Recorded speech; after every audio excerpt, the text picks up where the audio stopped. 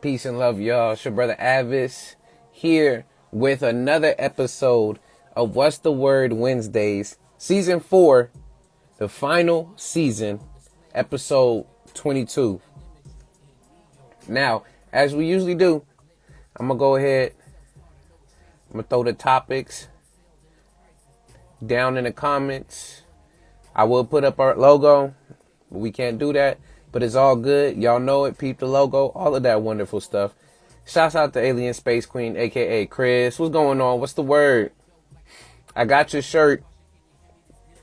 I plan on bringing it to you. If I get time tomorrow, I'll bring it to you tomorrow. So it should be there. Yeah, shouts out again to Clockwise for helping with this shirt. That's my brother from another. So as y'all are coming in, again, y'all let me know how y'all doing, how y'all feeling, and what's the word. And don't mind me with the voice right now. I guess because of all the changing of the weather, my voice is sounding a little bit deeper and different. So if it sounds, out of place, just know this changing of weather is trying to mess with my voice. But shouts out to all y'all that's up in here. Big Flutter, peace and love. Good to see you up in here, sis. Shouts out to all y'all that's watching this now, as well as those who will be watching this later, whether on Instagram, YouTube, Rumble, or any other social media platform. If you are on YouTube, go ahead and subscribe to your boy at A.D.V.I.S. Speaks. Show some love there. Again, go subscribe to your boy at A.D.V.I.S. Speaks. A.D.V.I.S.S. And the word speaks, because I'm talking to y'all. More content for y'all. Check it out when you can. Again, support.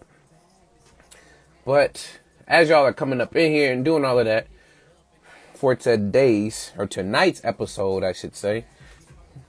Of course, we're going to be getting into some current events, so I'm going to have some news reports for y'all. Have them pulled up. Let me actually pull them up to have them ready. Then after that, after the news reports, we're going to talk about war versus peace. And then lastly, we're going to get into why freedom isn't free.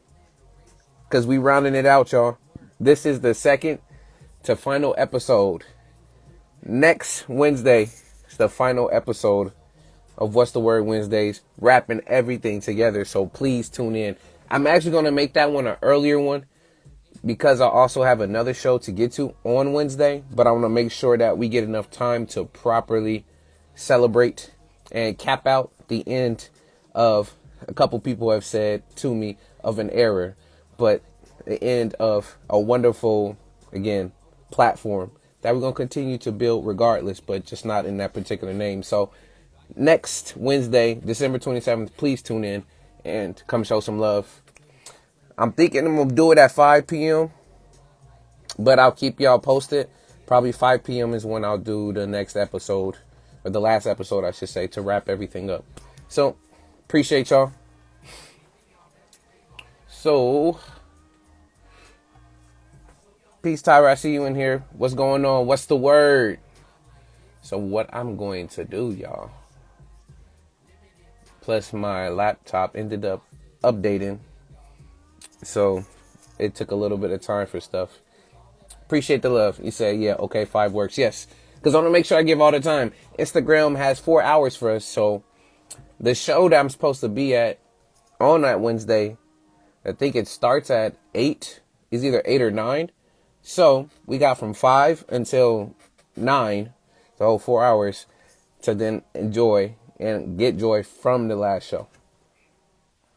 Right, y'all. With that being said, let's just go ahead. I'm going to jump into it. Let's do the show song, which I will I will play on Wednesday. You'll hear the whole song. I'll play it. So then you won't have to worry about me singing it anymore. But it'll be ready next Wednesday. And then on all streaming platforms like later. But yeah. Not really double booking. I'll explain it after though, because I gotta sing the song to y'all so y'all can know that. What's the word, y'all? What's the word? What's the word, y'all? What's the word? What's the word, y'all? What's the word? Tell them like, what's the word? What's the word? What you heard? We gotta know, yeah, what's the word? Once again, y'all, it's your brother A.D.V.I.S. and we are here with another episode of What's the Word Wednesday, season 4, the final season, episode 22. So again, shout outs to all my folks that's up in here. Appreciate the love and support, all the time you take, whether if it's 1 second, all the way up into the whole time. I appreciate you popping in, sharing your love, and letting me know how you doing, how you feeling, and what's the word. Shouts out to all my folks that's popping in. Buffet Destroyer, I see you, my G. Much love, family. As well as I see you, Smiley. What's the word? Y'all let me know. But yeah, to answer your question, Chris, last one was fire. I appreciate it. The double booking, it's going to be actually a Project Blowed show. It's an anniversary, the 29th anniversary. In my head, I heard 29th. So I'm like, oh, that's going to be on Friday. So that's perfect. But then I checked, and the date is actually Wednesday the 27th. And I have a lot of folks that I know that's going to be there. So I'm just like, man, I didn't even want it to be there. But, you know, it is what it is, and it is what you make of it. So that's what I'm going to make of it. We still going to have that show. Of course, we got to end out What's the Word properly. And then I'm going to go and support. That's just how it goes. Right. Y'all popping up in here, and let me go ahead and get into these current events. So if y'all not fond of current events and you don't want to hear about any news, it takes about 15-20 minutes, so you can pop back in roughly around 7:30 or 7:25 if you're not sure about that, but it's all good. So do what you gotta do. But I'm gonna show you these current events. So if y'all have any that you would like to share and put down in the comments, please go ahead and do so. Share it, show it. Even if it's just some good news that's happened to you, share them down in the comments. I would appreciate it. So, got a couple articles for you, all from various different places, but let's get into it and let's read into these current events. First article comes from BBC, and the headline reads, "What Gaza's reported 20,000 deaths say about the war." So for those who are still not knowing, I'm going to just read 3 paragraphs and we're out. And that's just how it goes. Article reads, at least 20,000 Palestinians in Gaza have been reported killed since Israel began bombing the territory in the wake of Hamas's 7th October attacks. BCC Verify examines what Gaza's death toll reveals about the conflict.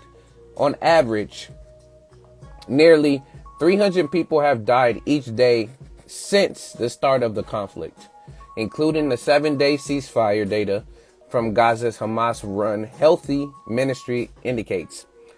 The World Health Organization's Regional Emergency Director, Richard Brennan, says he considers these casualty figures trustworthy. Last thing. Counting the deaths is a challenge in any war zone, and doctors in Gaza say that the death toll is likely to be significantly higher, as it does not include bodies buried under the rubble of destroyed buildings or those not taken to hospitals. So it could even be a lot more worse than we think. But with that, again, don't mind me. My voice may sound a little raspy, but it's all good. But if you want to read more about what's going on in Gaza between Palestine as well as Israel, go back to BBC, and the headline reads, what Gaza's reported 20,000 deaths say about the war. So much going on. And long time no see. Kundan, good to see you. What's the word? I'm going to jump to the next article, but before I do that, let me look up in here. I see some comments. I see a couple on there. The word is, you're a night owl, sir. Hilarious. I do this because people get off of work, as well as I get off of work around like 5, 6 at sometimes. So I need to make sure I get here and have enough time to chill, relax, and then get started. But I know for my folks who are all around the world in different places, it's a bit later. So I had to do what I had to do. I'm not going to be doing What's the Word Wednesdays at work. So, just letting you know. Said I'm sorry, but I missed on why this season is your last season of What's the Word Wednesdays. Why you ending it? So, I answered this a few times, but I got you, Smiley. So, reason being is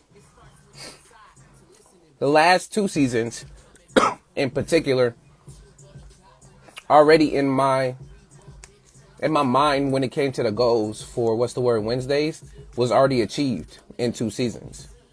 I kept it going for you guys and the people, for everyone. But honestly, I already had accomplished what I wanted to do with it. So it got to a point where it was just me kind of pulling at my teeth. Some days I really was motivated. Other days I just didn't want to do this at all. And it's not no slight to y'all. It's just the other number of things that I have on the plate and trying to balance it, facilitate, etc. It felt like it met its end after the second season. Because second season I did 40 episodes. First season was 20. Second season was 40 episodes. So I was already at a total of 60. So as I continued to do it, I just started to notice, like, I love the conversations. I love us building. But I knew that eventually it had to come to a close. So it just felt right that I should just leave it with this being the last season and the last episodes and stuff. I mean, of course, we're going to still have conversations, but just in the platform way of it, it just giving myself some time to breathe, as well as that's something that we did. Like, we did that together as a community. So that's most of the reason why. It's like it already met its purpose, and we want to leave it on a good note and not just struggling. But yeah. Been on a social media break for 2 months now. Only coming on for you. I appreciate that, Kundan. I really do, because I'm going to follow suit once the end of December hits, and I'm taking my 2-month break away from social media. So I will be back in March. So yes, please, self-care for your healthcare. Right, let's get back to this news. We over here. I appreciate it. Thank y'all for sharing and talking all about this. So, all right, next one I got for y'all comes from ABC News, and the headline reads, Xi told Biden at summit that China plans to reunify with Taiwan.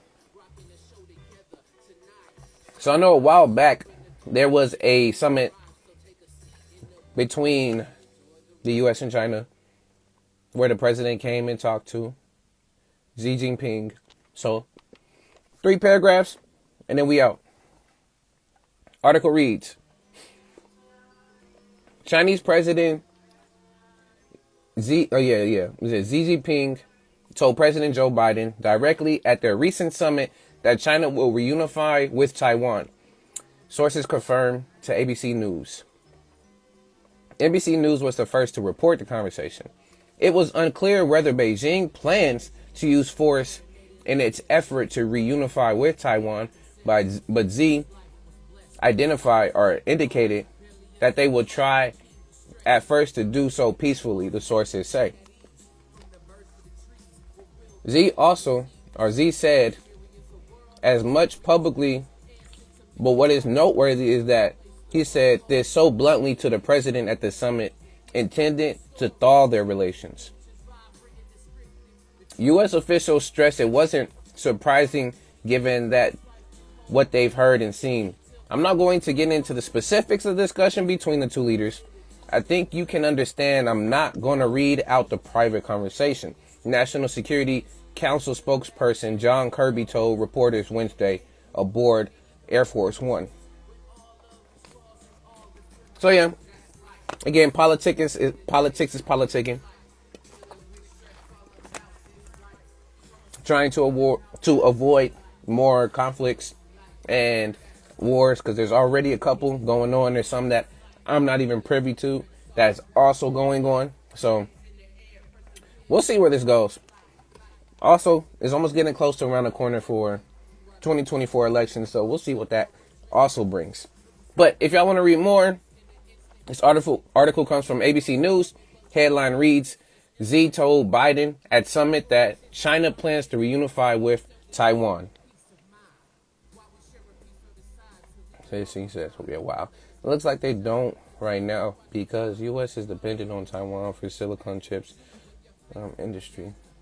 China too, probably. Yes. Yes.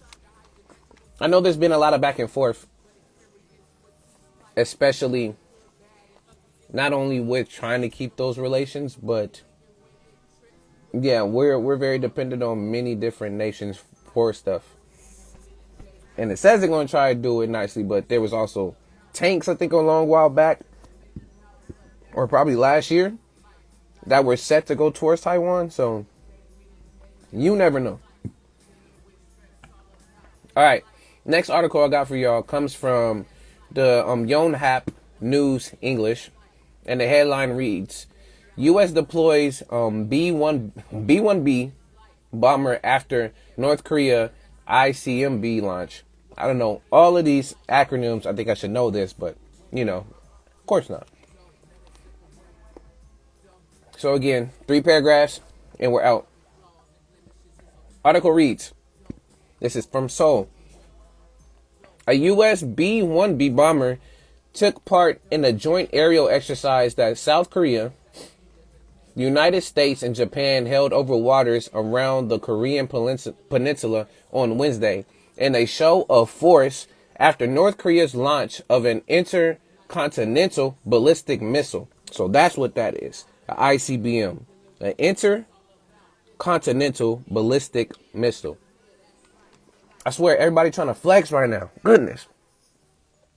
The trilateral exercise took place over waters east of the southern resort island of Jeju, if I say Jeju, where the air defense identification zones of South Korea and Japan overlap. The Joint Chiefs of Staff said, amid heightened tensions in the wake of North's firing of the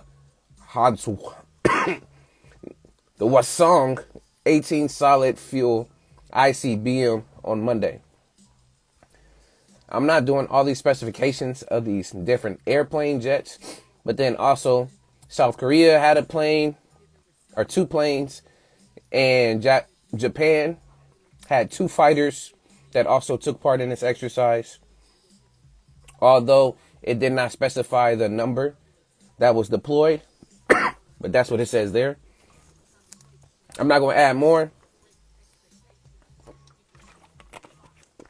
If y'all want to read more, you can go check out Yonhap News English, and the headline reads: U.S. deploys B-1B bomber after North Korea ICBM launch.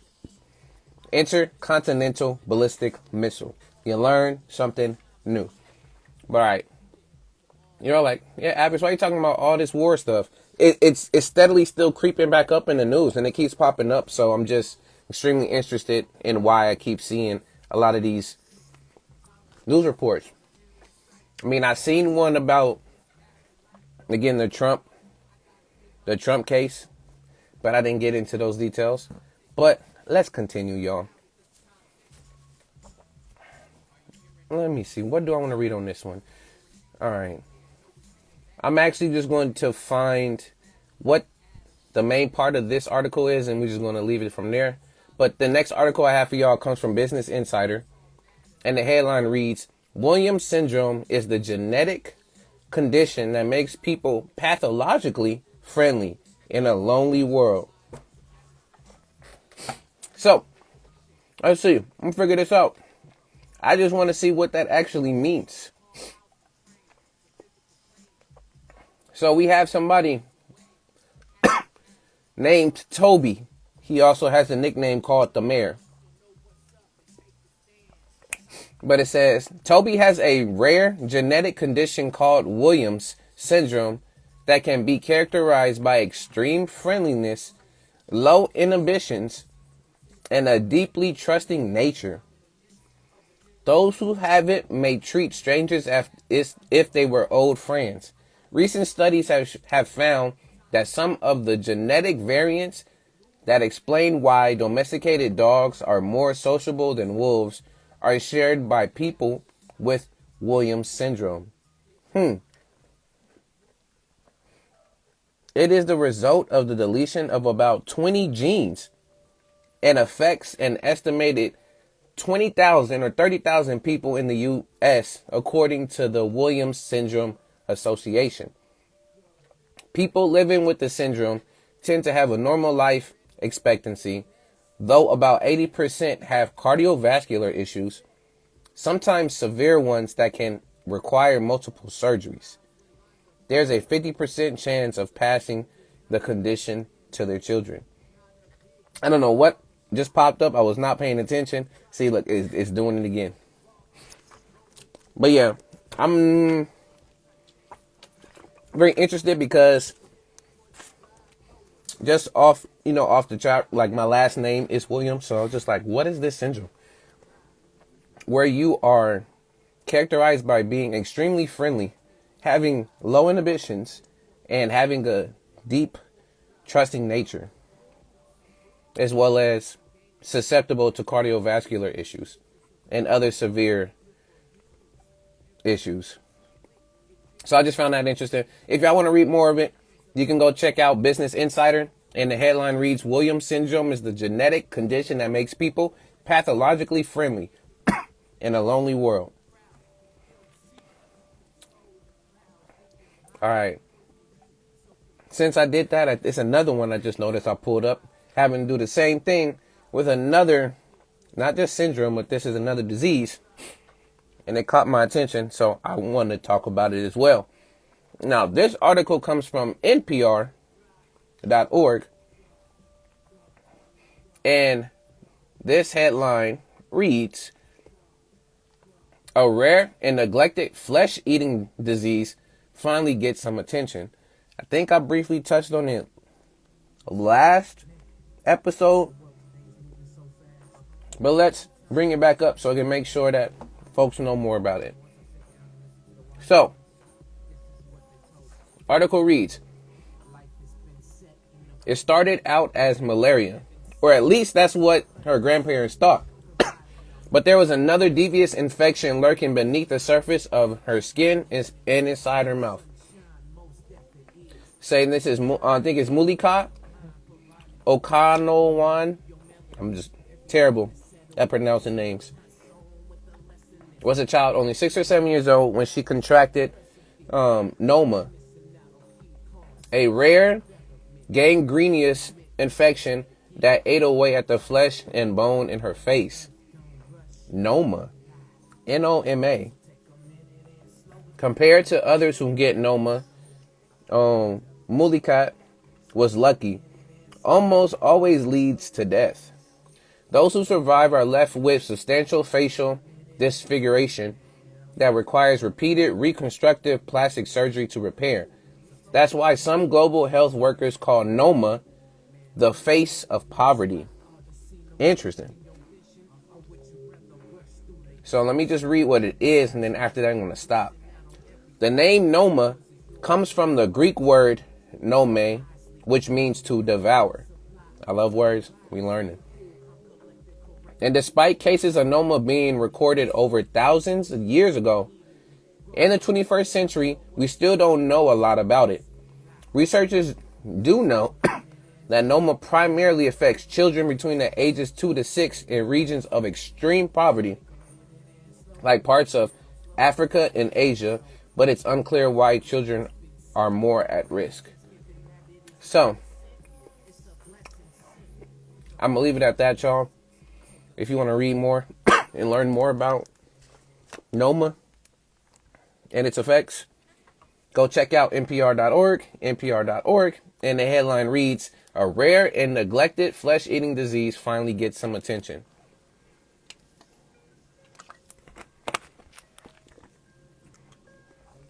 Yes, I'm hydrating myself, and I'm doing that because y'all hear me getting the voice back. We got to be ready for next Wednesday. All right. Lastly for y'all, I'm just read through some headlines from NPR.org. Again, it's NPR.org. I'm not sponsored in any way, shape, or form. This is just one of the places I do go get information, as well as, of course, you got your CNNs, you got your MSNs, you got your NBCs, you got your New Yorks, all New Yorks, you know what I mean, New York Times, all other different platforms, so then you can get more well-rounded view of what's happening, what's going on. Just don't stay with one. But I'm going to read some headlines, and then after that, we're good to go. We're going to go into the next topic. So, all right, one of the ones that's popped up on here says, a story of student loan forgiveness, 20 years in the making. Another one says, families of executed prisoners want death penalty tapes made public. There's one that's national. It says, the mother of a boy shot by police demands accountability after no charges are filed. Another one says, artists rally in support of West Bank Theater members detained since December 13th. Who? Yo, that's interesting. The uncomfortable hidden cost behind the rise in cheap cashmere. And then another one, who is Fat Leonard? And how did he end up as a part of the Venezuelan prisoner swap? Again, y'all, there's a lot of these headlines. I'm not going to keep reading them, but if you want to, go check out NPR.org. Go check out NPR.org. Now, if y'all have any other news reports or any news that y'all want to share, please put them down in the comments. Please let us know. Please add to it. Because if not, I'm going to do the disclaimer and we're moving on to the next topic. And I'm for sure going to need y'all because my voice don't want to cooperate.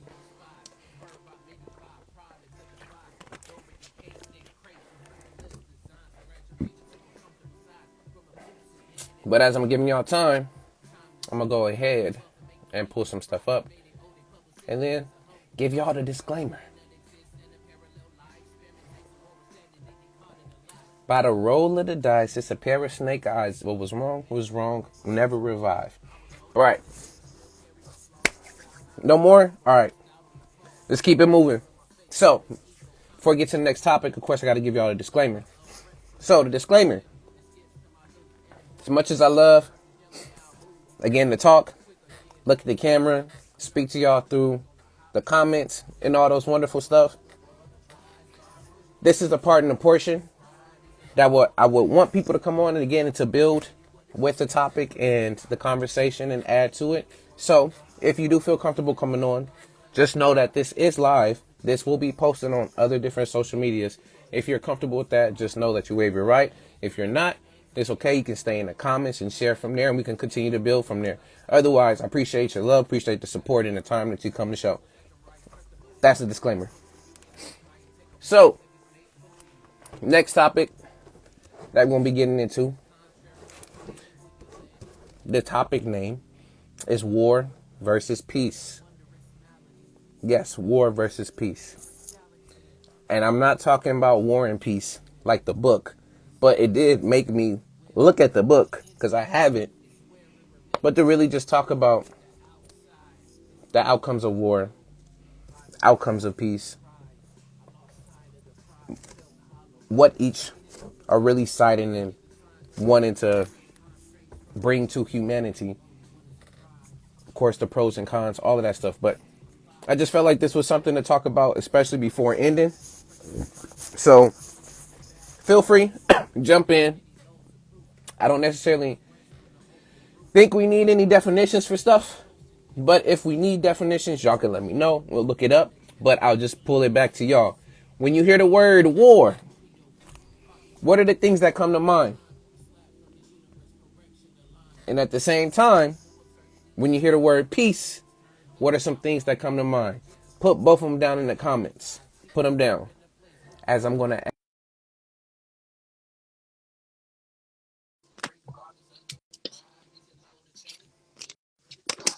They did what it was. Yeah, what a surprise. Yo. It didn't work. Sorry. Hey. What's going on, Chris? What's the word? Oh, it's because this thing is in the way. The word is Wednesday. Especially while you're in the car. Because I actually made it home early today. Oh, nice. I was actually here for current events. I did it. Second to last show. I did it. Better late than never. Um, But yeah, I am interested in today's topics. I don't really have anything for War and Peace. Mm-hmm. I'm just here to like listen and want to hear everybody's opinions. But I do have something for the last question. I I know have a you do. Of thought, course you do. but I'm I'm really, gonna hold that thought. I'm really interested. So why did you decide this topic? This was something I wrote Oh, you like a year or so wrote it ago. down. Oh, I okay. write I prepared ever since season 2, and well, actually ever since season 1. After I tried to have support from other people giving me ideas for topics, I didn't get a lot of them. Mm-hmm. So then I just got into a writing spree. Just was in a writing spree of just topics popping off the top of my head. So I just started writing them down. And then I just got into the groove of, all right, I'm coming to the close on this season. Is there any topics that I didn't touch on in the previous seasons that make sense for the next one? So these were already pre-written. I just ended up either maneuvering and then changing them depending on the pace of the season. Because I'm really trying to remember, did I have War and Peace? I think I had War and Peace at a different spot, but then I just flipped it towards the end of the It's season. interesting timing. I It's know, I just know. like interesting timing. Yes. Yes. Shouts out to Grown Man Speed. Yeah, war, death, destruction, chaos. I hear that. But again, like you just said, with the interesting timing, just even with the 2 articles that I read, Mm-hmm. whether it's still talking about what's going on in Mm-hmm. Gaza, and then also the relations with China, Taiwan, and all of them, and then also North Korea. So, Yeah. and we're still not talking about, of course, Ukraine and Russia still having their issues too. Right. Still. So, Wow. jumping off of that, really, War. my questions to ask, yeah, Disagreements. yes, Uh, or shouts out to Edwin Starr. Yeah, what is it good for? Absolutely nothing. nothing. At all. Mm. At And all. then Edwin Starr also, for my folks who don't know, he just don't have that one song. He also has another song that sounds very similar to War, and it's called "Stop the War." Yes, he does. Nobody know. I I mean, not love it. nobody, but Love shouts out to Edwin Starr because ultimately, at least what I'm seeing from this, not only with the death and destruction and chaos, the realities of what comes with war, right. we talk about what are the motives. Why, Right. why do we go to war? Why do people necessarily fight for the things that they fight for? And I I did talk about in a previous show the budget for our military being increased Oh yeah. I think and them getting. I swear, every time I do that, the thumbs up it just pops up. oh the new interactive. I just learned something new. Hey, my brother, that's what it's always for. But shouts out to Gills all day. I appreciate you, man. Peace and love. Very It. interesting. It's like planned chaos. Oh yeah, for sure. Kind of in a weird way controlled chaos. Mm, Little bit of control there. why do you say that? Because there's a purpose. So like you can't control the outcomes, but the events are definitely controlled, planned, um, Mm, you know. yes. And So in shouts that out. sense of control. Yes. Peace and love, Tyra. What's good? What's the word? What's up? Shoot, we talking about some War and Peace. We'll see if KMA award-winning author Kim comes through and talks, so that she could answer your question about from last episode. Hopefully, she does Oh pop yeah, in that's right. That's right. Hey, how come I can't see Chris on my screen? Um, because both of because y'all got both of y'all got some atmospheric lighting where we can barely see y'all, but it's all right, good. and I have a steering Oh, wheel in my face. yeah, I'm in the bed, man. I just got home and had a little meal. You know how it is after you get tired Yep. and you eat your dinner after your day of work. Mm. Oh yeah, and you That's a putting meal in item, basically. and you putting in more being on here with us, so we appreciate you. Yeah, I like to talk. I chat, like to chat. Like Yes. I said, I'm an introvert who likes to talk. No. And it's important that we do because if not, a lot of this knowledge and wisdom doesn't get passed on as well as, There we go. again, the building. It's important because the least expected folks that you think that don't know what they doing, they actually know what they doing because we don't have to necessarily always say everything. But when you come to us, you'll be surprised the wealth of knowledge that people have. Mm-hmm. Yes. And shouts out to everybody popping up in here, man. Peace and love.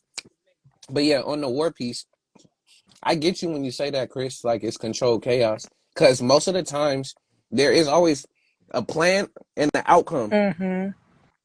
So there's a plan for why we want to go in and invade or actually start a particular war. Mm-hmm. Way back when, I mean, the main one people always talked about the war in Iraq, talking about looking for oil under President Bush Mm-hmm. and looking for weapons. Well, no, I should say they was looking for weapons of mass destruction, but technically they was trying to look and really get more oil. Um, and then the outcome of all of that happening, which some people still to this day say that it's staged and Well, whole grab of that's stuff. We're a not gonna part get of. into it. It's also part of the plan. They never know to what extent, but you know that is analyzed. So again, it's everything's like controlled, like to an extent. Yes, to an Yeah. extent, everything can be fully controlled because then sometimes you think you have everything in line, and then something you know goes out of that boundary. Right, and then you didn't prepare for that. Didn't prepare for it, but sometimes some people are good on the fly, then to still route it right back to their Mm-hmm. outcome that they're going to want from it. So most of the time, especially when the U.S. and other countries go into a war, Mm-hmm. they're definitely getting some type of financial backing as well as some type of money back from Mm-hmm. war. Because you supplying somebody with something, guns, ammunition, all of that stuff.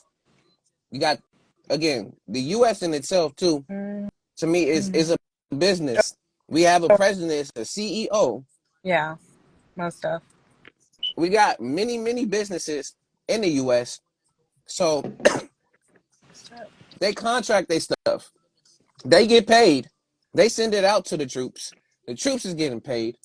Then from there, troops are spending money in all these different places where they are either overseas or, you know, amid the war. So regardless, there's some type of money being circulated. So a part of it is because it is financially viable as well as Mm-hmm. it's an incentive to go to war, is that you're gonna make some money. Mm-hmm. Because of the fact that after that, some of the stuff has to be rebuilt. So somebody's gonna have to end up paying. But then at the same time, if we already increased the budget, we still have enough money to even pay that, but then at the same time give people raises. So it's just in that particular sense to them, money wise is a win-win.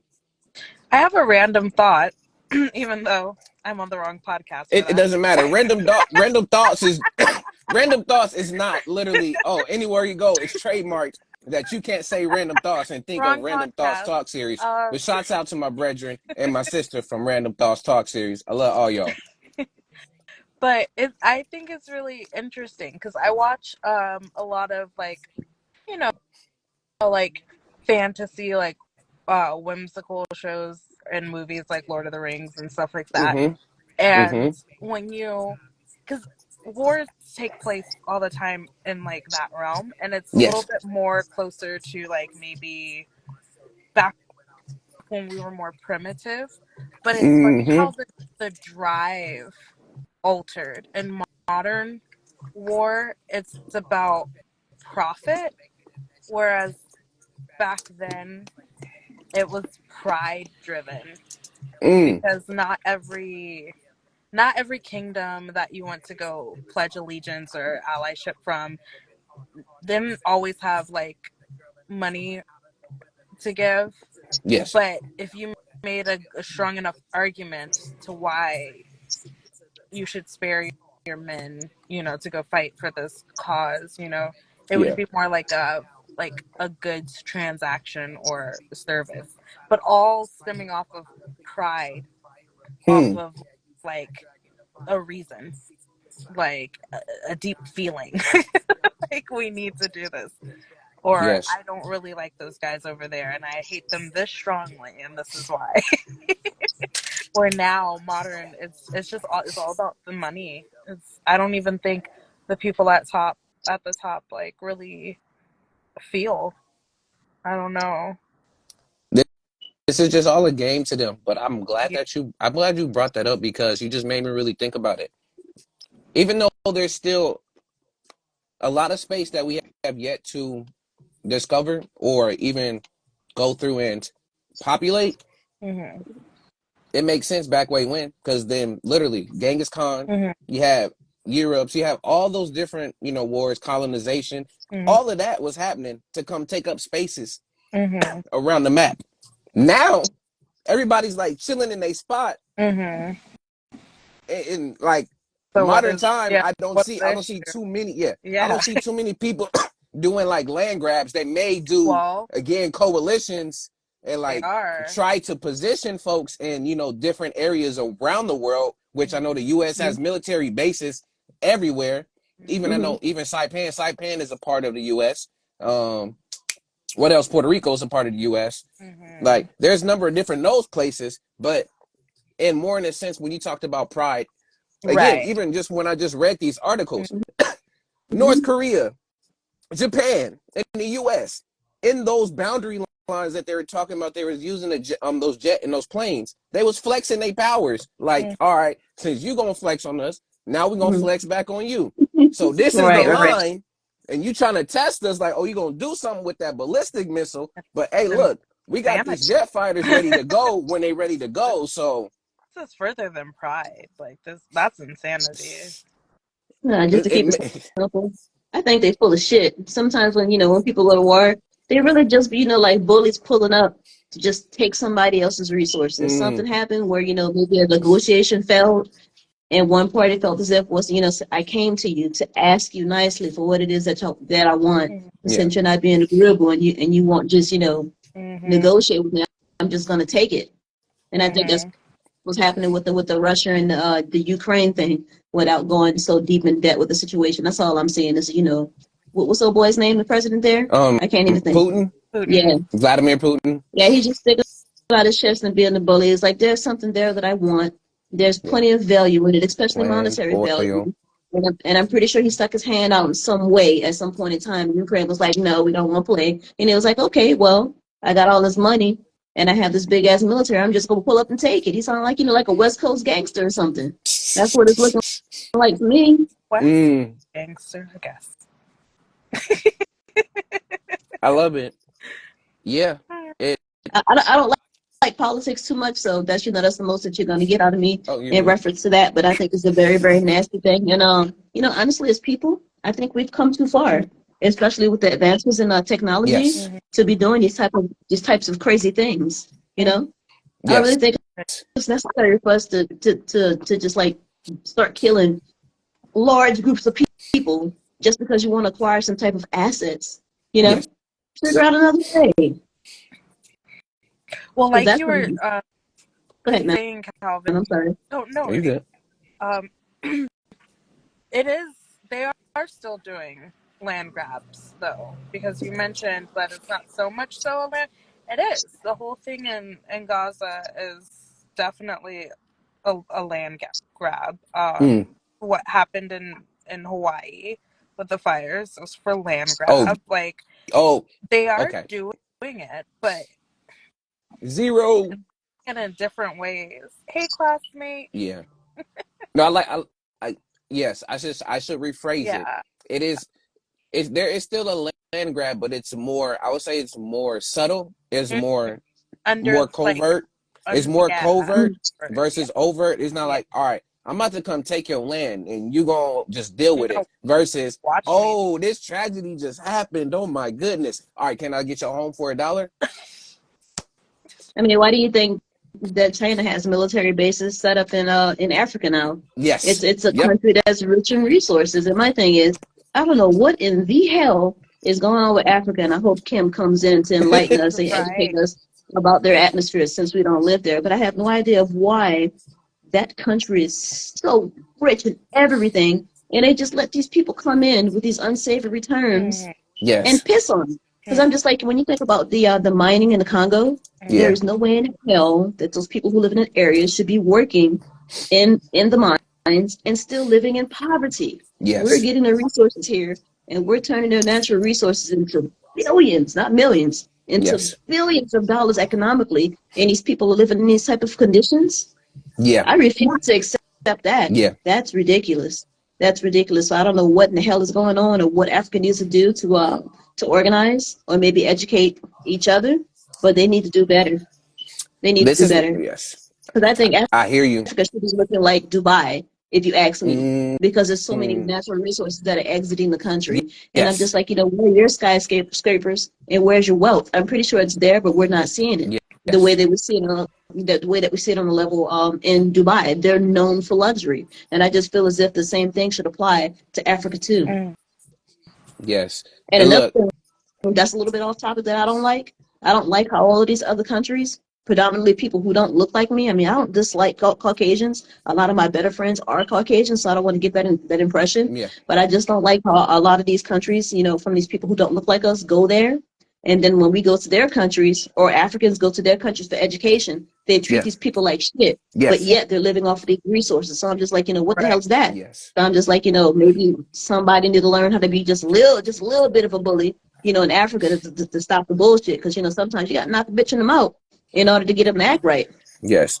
I will say this, and I appreciate your concerns as well as on those questions.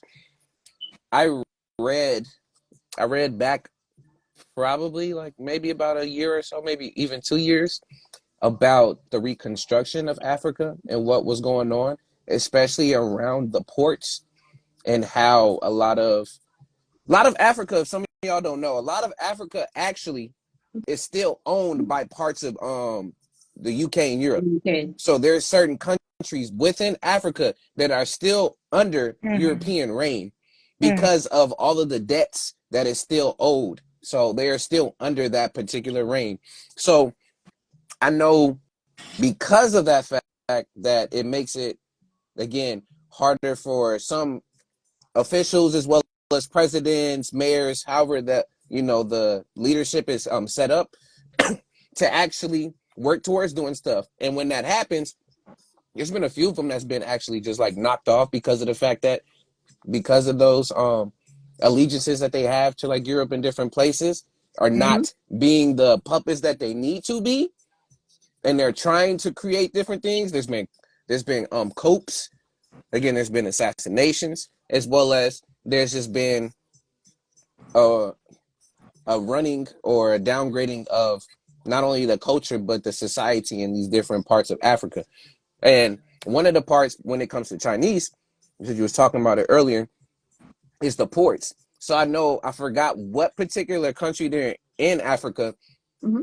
had ended up doing a deal with China where they would help build up their ports as well as the country and stuff in itself, making it look nicer. And in return, they would bring them over and then also let them have such and such access to these particular resources. So anytime when a plan like that goes, I forgot what that was, and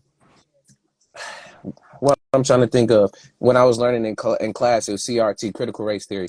That literally, I think it's interest convergence. There we go. So interest convergence, like it looks like it's even in a sense of like everybody's getting something that they want, but technically the person who has the much more upper hand is actually getting more than the other. So from at least my part, I can be completely wrong. Again, quote me on it.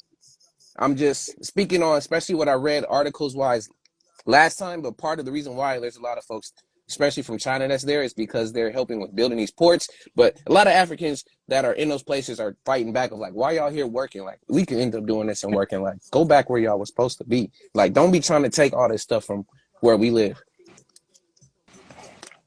Yeah, that's good to know. I didn't know they were. I never knew that they created a deal to, like, to develop the infrastructure. Yeah. That's right. something that I can respect. And my thing is, if you're going to do that, also employ those people in the area. Right. Yes. Give them jobs, create income. Hmm. Yes. But again, So that way, they can diversify their revenue. yes. Mm. But I we'll think see. someone's trying to get in.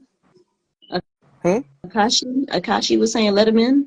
Oh, I'm already pressed. So it's up to Kundan to pop in here. I've already pressed a number of times. Kundan might have to Okay. leave and then come back again because it's saying you're unable to join. So leave the live and then come back to the live again. I bet I can't see anybody else in the stream. Anyhow, Instagram is just doing what Instagram does. I'm just letting you know now. It knows yeah, but we're ending. It's like, let's yeah, but Yeah. I think people keep finding very, very frivolous reasons to go to war. I really can't justify or make the death of large amounts of people justifiable in any type of way. right. Like, I don't care what your Yeah. dilemma is. I don't care what your dispute is. Hmm. Don't kill innocent children. Right. Why are you firing against civilians? It's not like the military members. They don't know how to pick up weapons to fight you back. It's an unfair scenario. I just don't think it's something that we should do. And like I said, considering this day and age, I don't condone it, Hmm. Yeah. and I really don't feel as if it's necessary. Yeah. Why not? Why can't these leaders just hop on a Zoom call like us right now, or some type of group call and have a discussion about what they can really do versus killing one another in the streets behind bullshit? That's what internal affairs are supposed to be doing. But Hmm. but internally, what's happening is again, not only the flexing, but people are trying to get over on people. They're trying to get the better deal. And and any way that they can try to do that, it can cause that friction. Hmm. Instead of a mutual agreement of something, Mm-hmm. because again, I'll be like this: once you get into having power Hmm. or having a lot more of responsibility too, sometimes it runs to your head and you get greedy. It's an addiction. So if I've done some negotiations with this nation Hmm. before and they agreed to this prior, okay, next time I'm actually gonna do that plus maybe about 2 times more and see what I can get away with. Hmm. It's almost like a gambling game sometimes too, but I can't say that because I'm not in those rooms. I'm not in those places and spaces. This is just from the outside looking in. A lot of it seems as I'm just trying to get more out of what I got previously. Hmm. I think in the spirit that's developing really, really bad karma. Because Mm. if you do things that are foul, or if you decide to walk on people in order to get what you want, Hmm. Yeah, and then eventually it's going to catch up. And when it does, it's just not going to be nice. You may suffer directly, or if you're a family person, if you have children, maybe something may happen to your kids in reference to an action or decision that you made as a leader that yeah, hurt somebody. Because people usually do believe in revenge. Hmm. So, why hurt somebody to accomplish whatever type of goal that you have in mind? Because a lot of people are about their cashback. They just sit and they yeah, wait for that clapback. So, yeah. Also, I think it is telling of our overall culture at large too, especially with the U.S. still being the baby out of Yeah, all these everybody. other societies and countries and places that have centuries of history. Yeah. We're still trying to cement ourselves in some way, shape, or form. And part of it is to be an ultimate power, Hmm. as well as, again, to think that we know everything, we can do everything. We have our own problems, but we still want to go help and deal with y'all problems.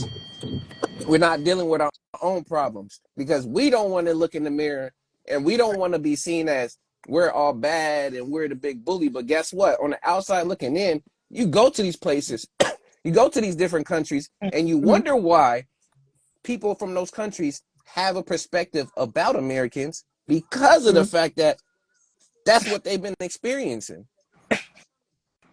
Sorry. and all, Gonna and all mute this this. maneuver in the background with us funding wars Yeah, and promoting death. yeah. Unfortunately, I think that's going to blow up in our face. Hmm. You can Yeah, only I. finagle and pull strings and treat people like puppets in the background for so long. Why do you Yeah, think we had the issue with 9/11? Why do you think those people flew those planes into the towers? You know what I'm saying? You can't poking pride at people and expect them not to swing back. Oh yeah, Right. don't poke the bear and then get mad Everybody's that the bear slashed you. they're waiting for the Yeah. downfall. They're watching. We've been in the center of attention since this country was, founded. Everybody's been watching the whole time. Yeah. So So, we like I said, I really can't get to. I'm sorry, I didn't mean to interrupt. Go ahead. no, you're good. No, I was just saying, like I said, since I'm not that educated about politics Yeah, and the sort, I just like to keep things as simple as possible. But I feel as if we keep, like maneuvering in the background, something's gonna, somebody's gonna clap back eventually. And if we have another 9/11, it's gonna be because we didn't stay out of other people's affairs. yeah. So if there's another attack here, I wouldn't be, surprised. So I'm pretty sure that, the CIA and all of these other, central intelligent agencies are on the lookout right now because, you can't really do these type of things without expecting some type of blowback. But that's our whole history.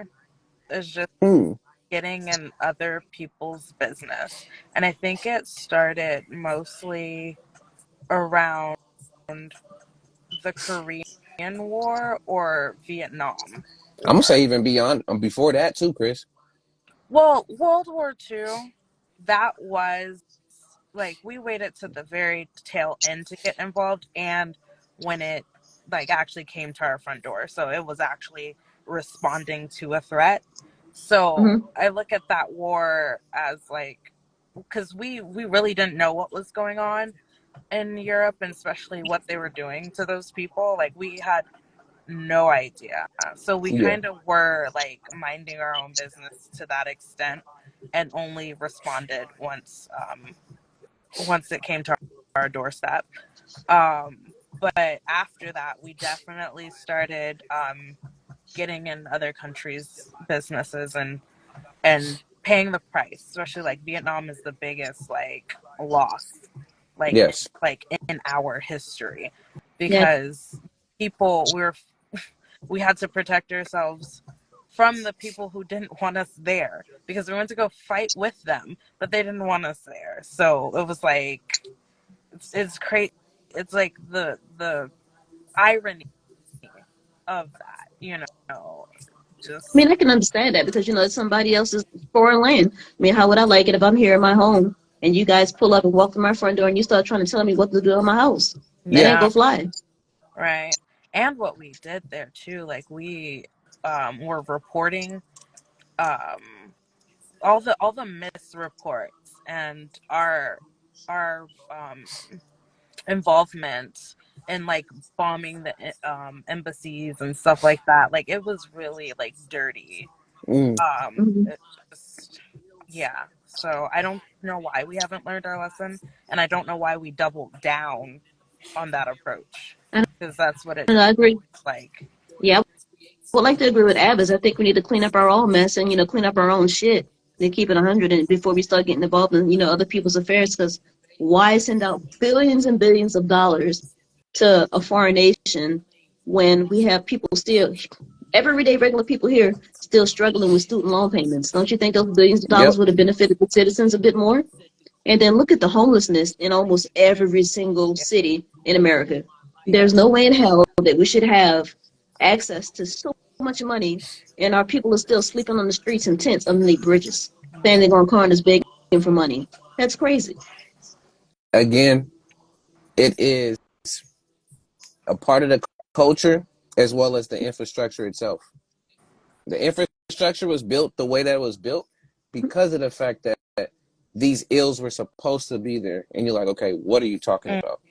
I'm mm-hmm. saying, especially with running a country, Mhm, not, not like I'm on no, I never ran no country before. I've only ran small instances of programs and stuff, but mhm, still, running a country in itself, again, it's a huge task, but to run it properly is even a huger task. Mm-hmm. And at least from what I'm seeing from the outside looking in, and I'm also talking about this still has to do with also foster care system. This still has to do with our education system. This mhm, having to do with various different systems within the US. And it shows me mhm. that they're all intentionally flawed for a reason. Mm-hmm. And part of it is just to go in line with what is being said to you, what is being fed to you, Mm. and not worry about what's happening outside of there. So we're not we're not necessarily taught to be critical thinkers in the sense of how Mm. can we actually make things work and better, Mm. not just Mm-hmm. for us, but a whole society, but how we can just do our part to help this system keep going and let them handle that. Right. And then again, for example, when you vote, I'm 1,000%, I'll be clear with y'all. Besides when Trump got in, which Mm-hmm. honestly, that was to me is one of the great. I'm glad that that happened because a lot more people became more mobile and more vocal and And actually aware. took it beyond just a vote. But prior to that, people was literally satisfied with getting a sticker saying that I voted and that was it. We Mm-hmm. didn't do anything else. There was no organization. There was no actually boycotting or picketing for specific props, different needs, even locally to again the whole United States until again when that Mm-hmm. happened. So it made people aware of okay, we're allowing and letting a system that is still showing to us that they ultimately don't really care about our full well-being. They just Mm-hmm. need us to work and do what we need to do and let them handle whatever they want to handle. And you can't get mad at the conditions that you're in because of the fact that you letting them handle what you handle. Mm-hmm. So Basically, what you're saying is they just want us to be little puppets and little factory workers and just let them do what they want to do. that's Mm-hmm. why the education Because they system is were the used way that it to that. is. That's Mm-hmm. the way it Mm-hmm. was built. Shouts out to a student that I worked with a long while back who was very Mm-hmm. curious about this. So I learned about the at least the U.S. education system that we have it as now, which is still the same thing. The person who started Horace Mann, if you want to look up Horace Mann, Mm.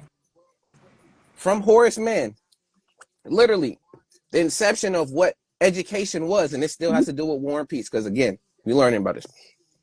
The whole inception of it was to basically teach folks how to properly do their job. And these were people who was working in the factories. Mm-hmm. Mm-hmm. That's the intention of education. It wasn't for them to promote them to become, politicians, thought Mm-hmm. speakers, all these other, critical thinkers in a sense. It was more so, okay, Mm-hmm. this is how you move this part. This is how you move that part. Mm-hmm. Okay. When you do this, you take this part out.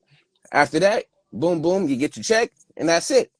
Yes, If you can run it's through all also of probably. this, pass these tests, Mm-hmm. then Mm-hmm. you are good to go. You can end up living, picket, the whole American dream, et cetera, all of that Mm-hmm. stuff.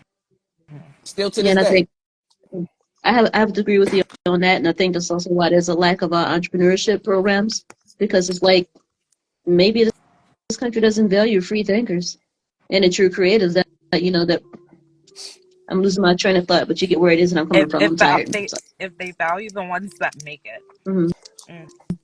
Mm-hmm. Because I've been watching these documentaries, like history documentaries. Right now, I'm watching about the food industry, and so The like what? the food industry.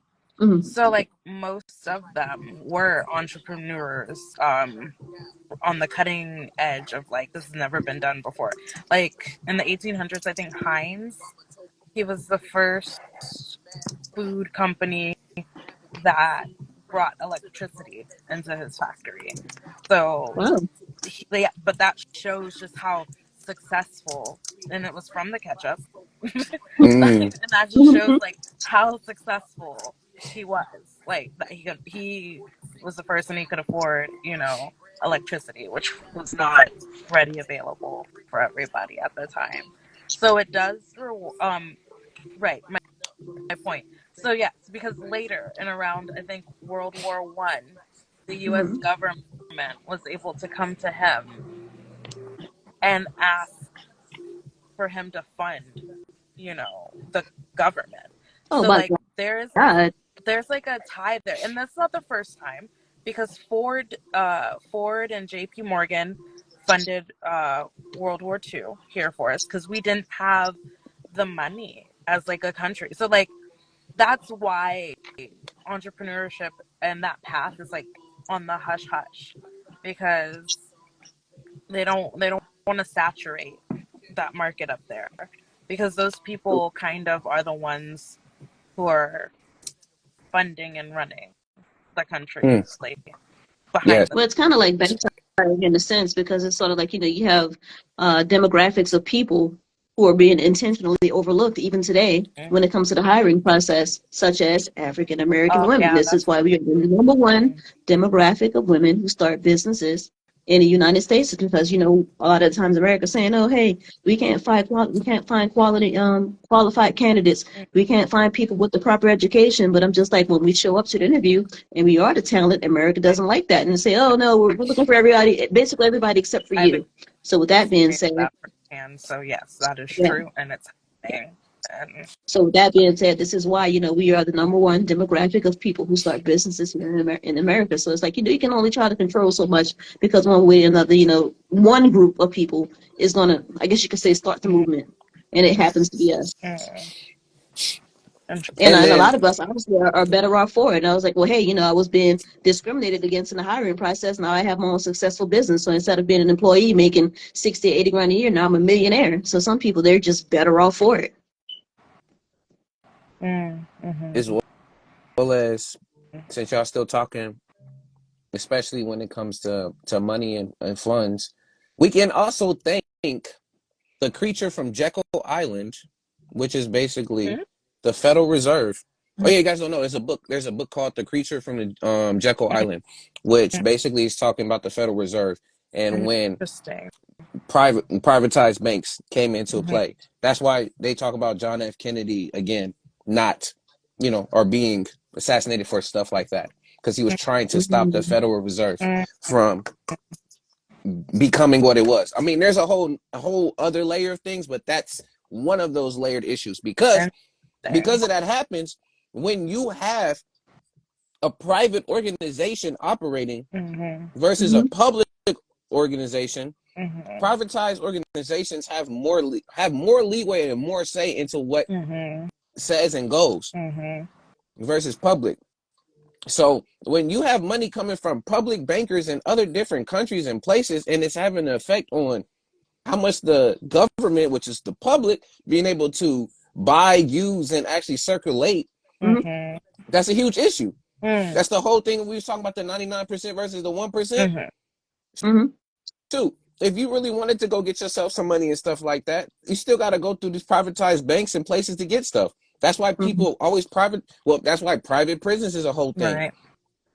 There's a reason why that folks decide then, like you just said, to go into business and get into their own stuff of that nature is because of the fact that it's not working this way. Now we're trying a different way. But because it's been set up this way, you can try to go and do your own thing, but it's still a middleman. There's still somebody that you still have to go through Mm-hmm. Mhm. before anything else can happen and change. So it's it's just, again, the system is very telling of why it does what it does is because it's been set up the way that it has. Mm-hmm. So it doesn't matter. Yeah. It's almost down to a point of, like, again, all the morals are out the window. When I start thinking about American values, it's kind of hard now to start thinking about what do we value now besides money and Mhm. individualism. Exactly. Yeah.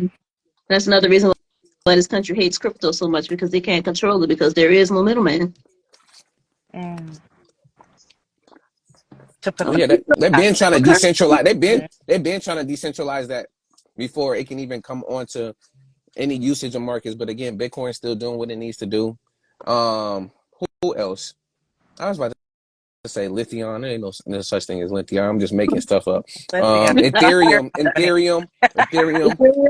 Hey, we Right. gonna make up Mhm. lithium. We make up lithium. lithium. There it is. Chicken and beef. Is this the second to last episode? Yes, it is.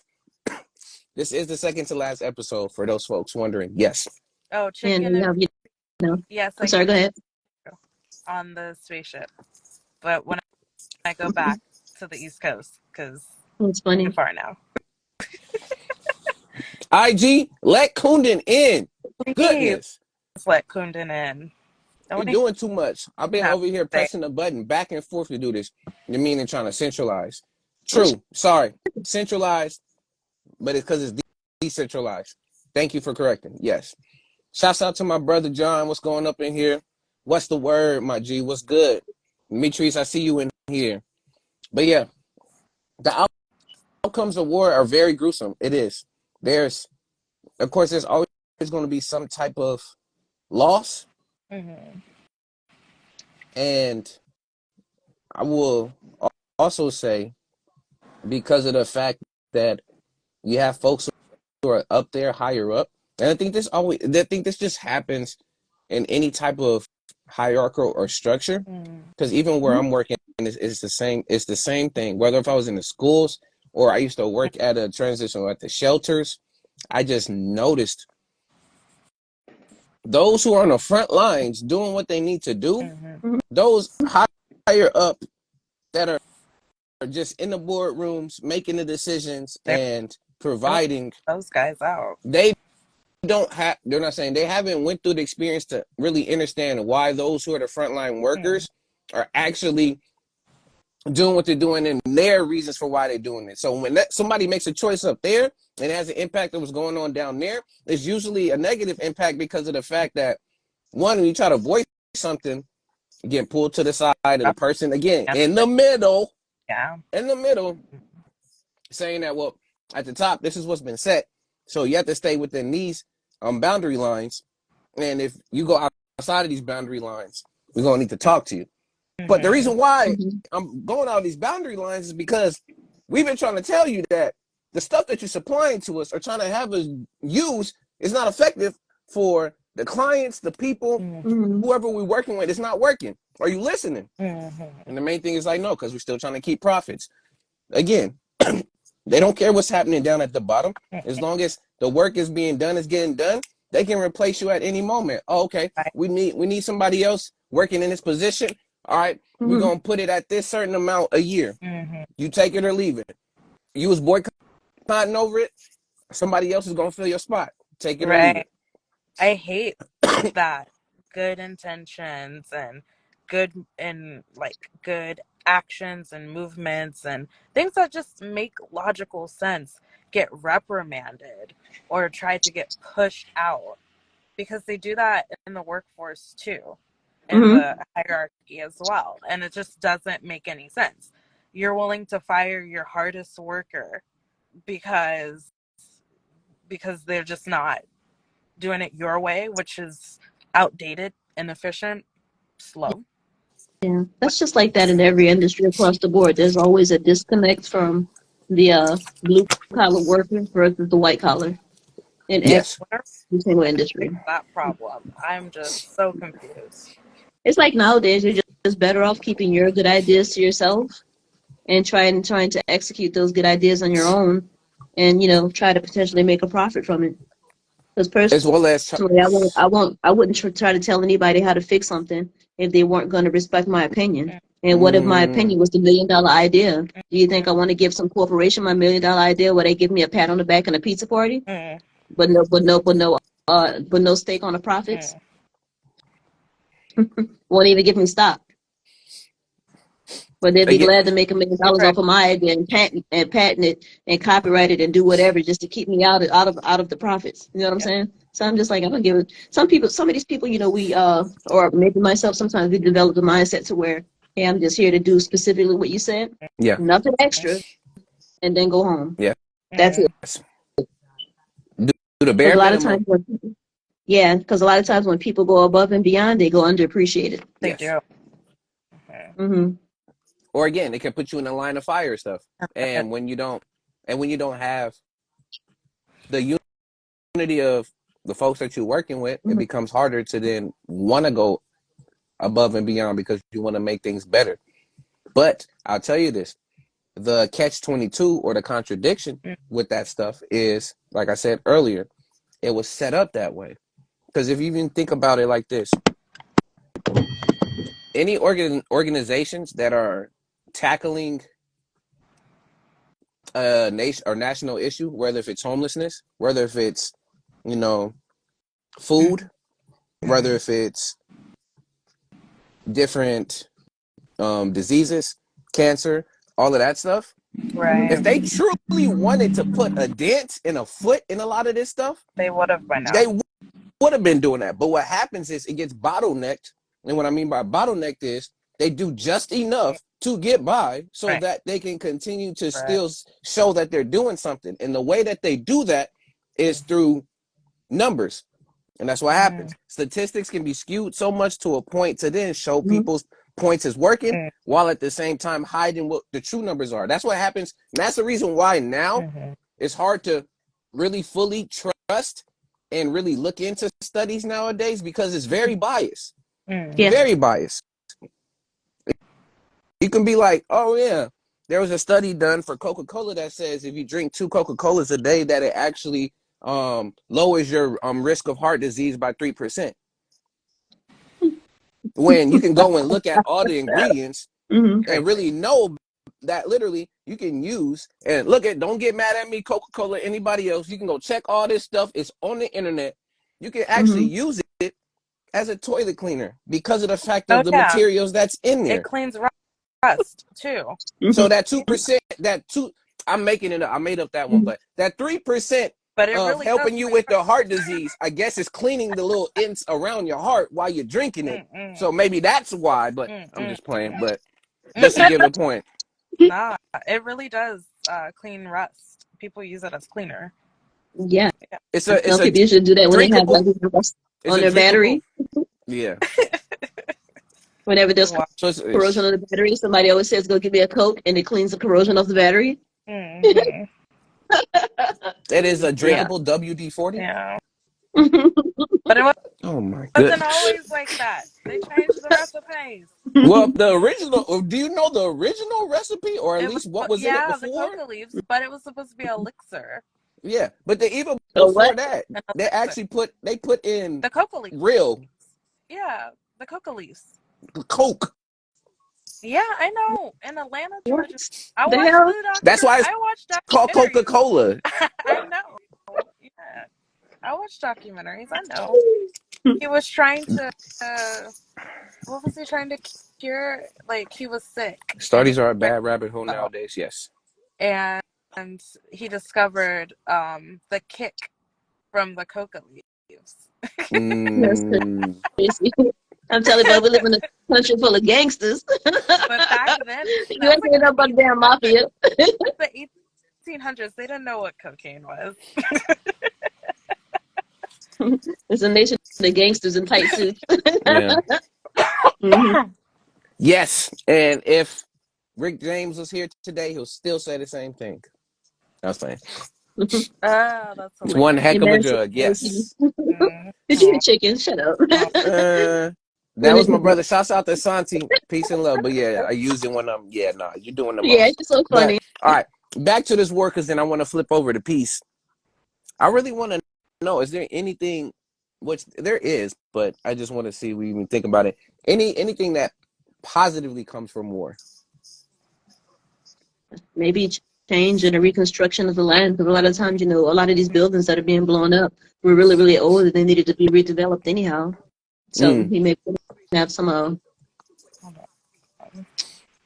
development of the landscape. Because we had that here after Hurricane Katrina. I wasn't living here when that happened, but a lot of the areas, they do have like newer schools. They look better. I don't really know how well they're functioning, but as far as the construction goes or the aesthetics, a lot of the areas here are much more aesthetically pleasing than what they were before.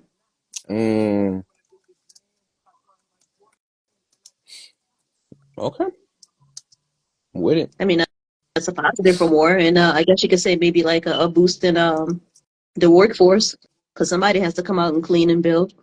Right. I was gonna say that. Yes, you're spot on. The workforce goes up. Work is available. Like that's Yeah, that's an opportunity instantly for a what happened. reorganization too. Yeah, my bad. I keep cutting you off. I don't want to be No, rude. I have a lag over here, so you're good. All over the place. But yeah, I agree to both of those, because it, again, logically makes sense. And again, when you do that, money starts circulating back into the economy once you hire folks, and then buildings are reconstructed. So Mm-hmm. the GDP does go up from that stuff. Mm-hmm. Not in the Yeah, best of so ways, but yes, it does. It, again, that's, I want to say that's one of the other underlying reasons why people go, or why different civilizations go to war. Not like what it was back way when, kind of still, but again, in a more of a sneaky way. But that's part of the reason is so that they can redo some of the infrastructure and rebuild it in a certain way, shape, or form. So then maybe the GDP will spike after that. Because if I want to look at it too, the way war is set up too, it actually plays not in line, but can be very closely tied too with the stock market Mm. Yeah, I was in gonna a way, in a say way. that too.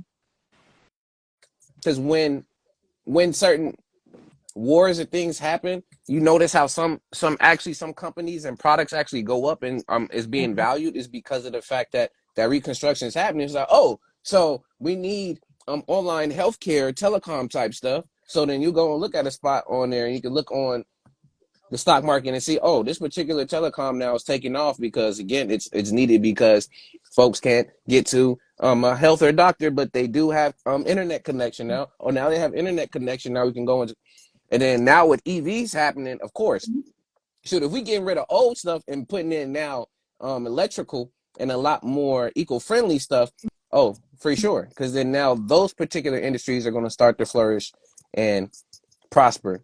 But yeah, I definitely agree with both of y'all's sentiments on that. Mm. The I'll say the other thing that I thought of, and it can be looked at as a con too, but it's Mm. kind of sad.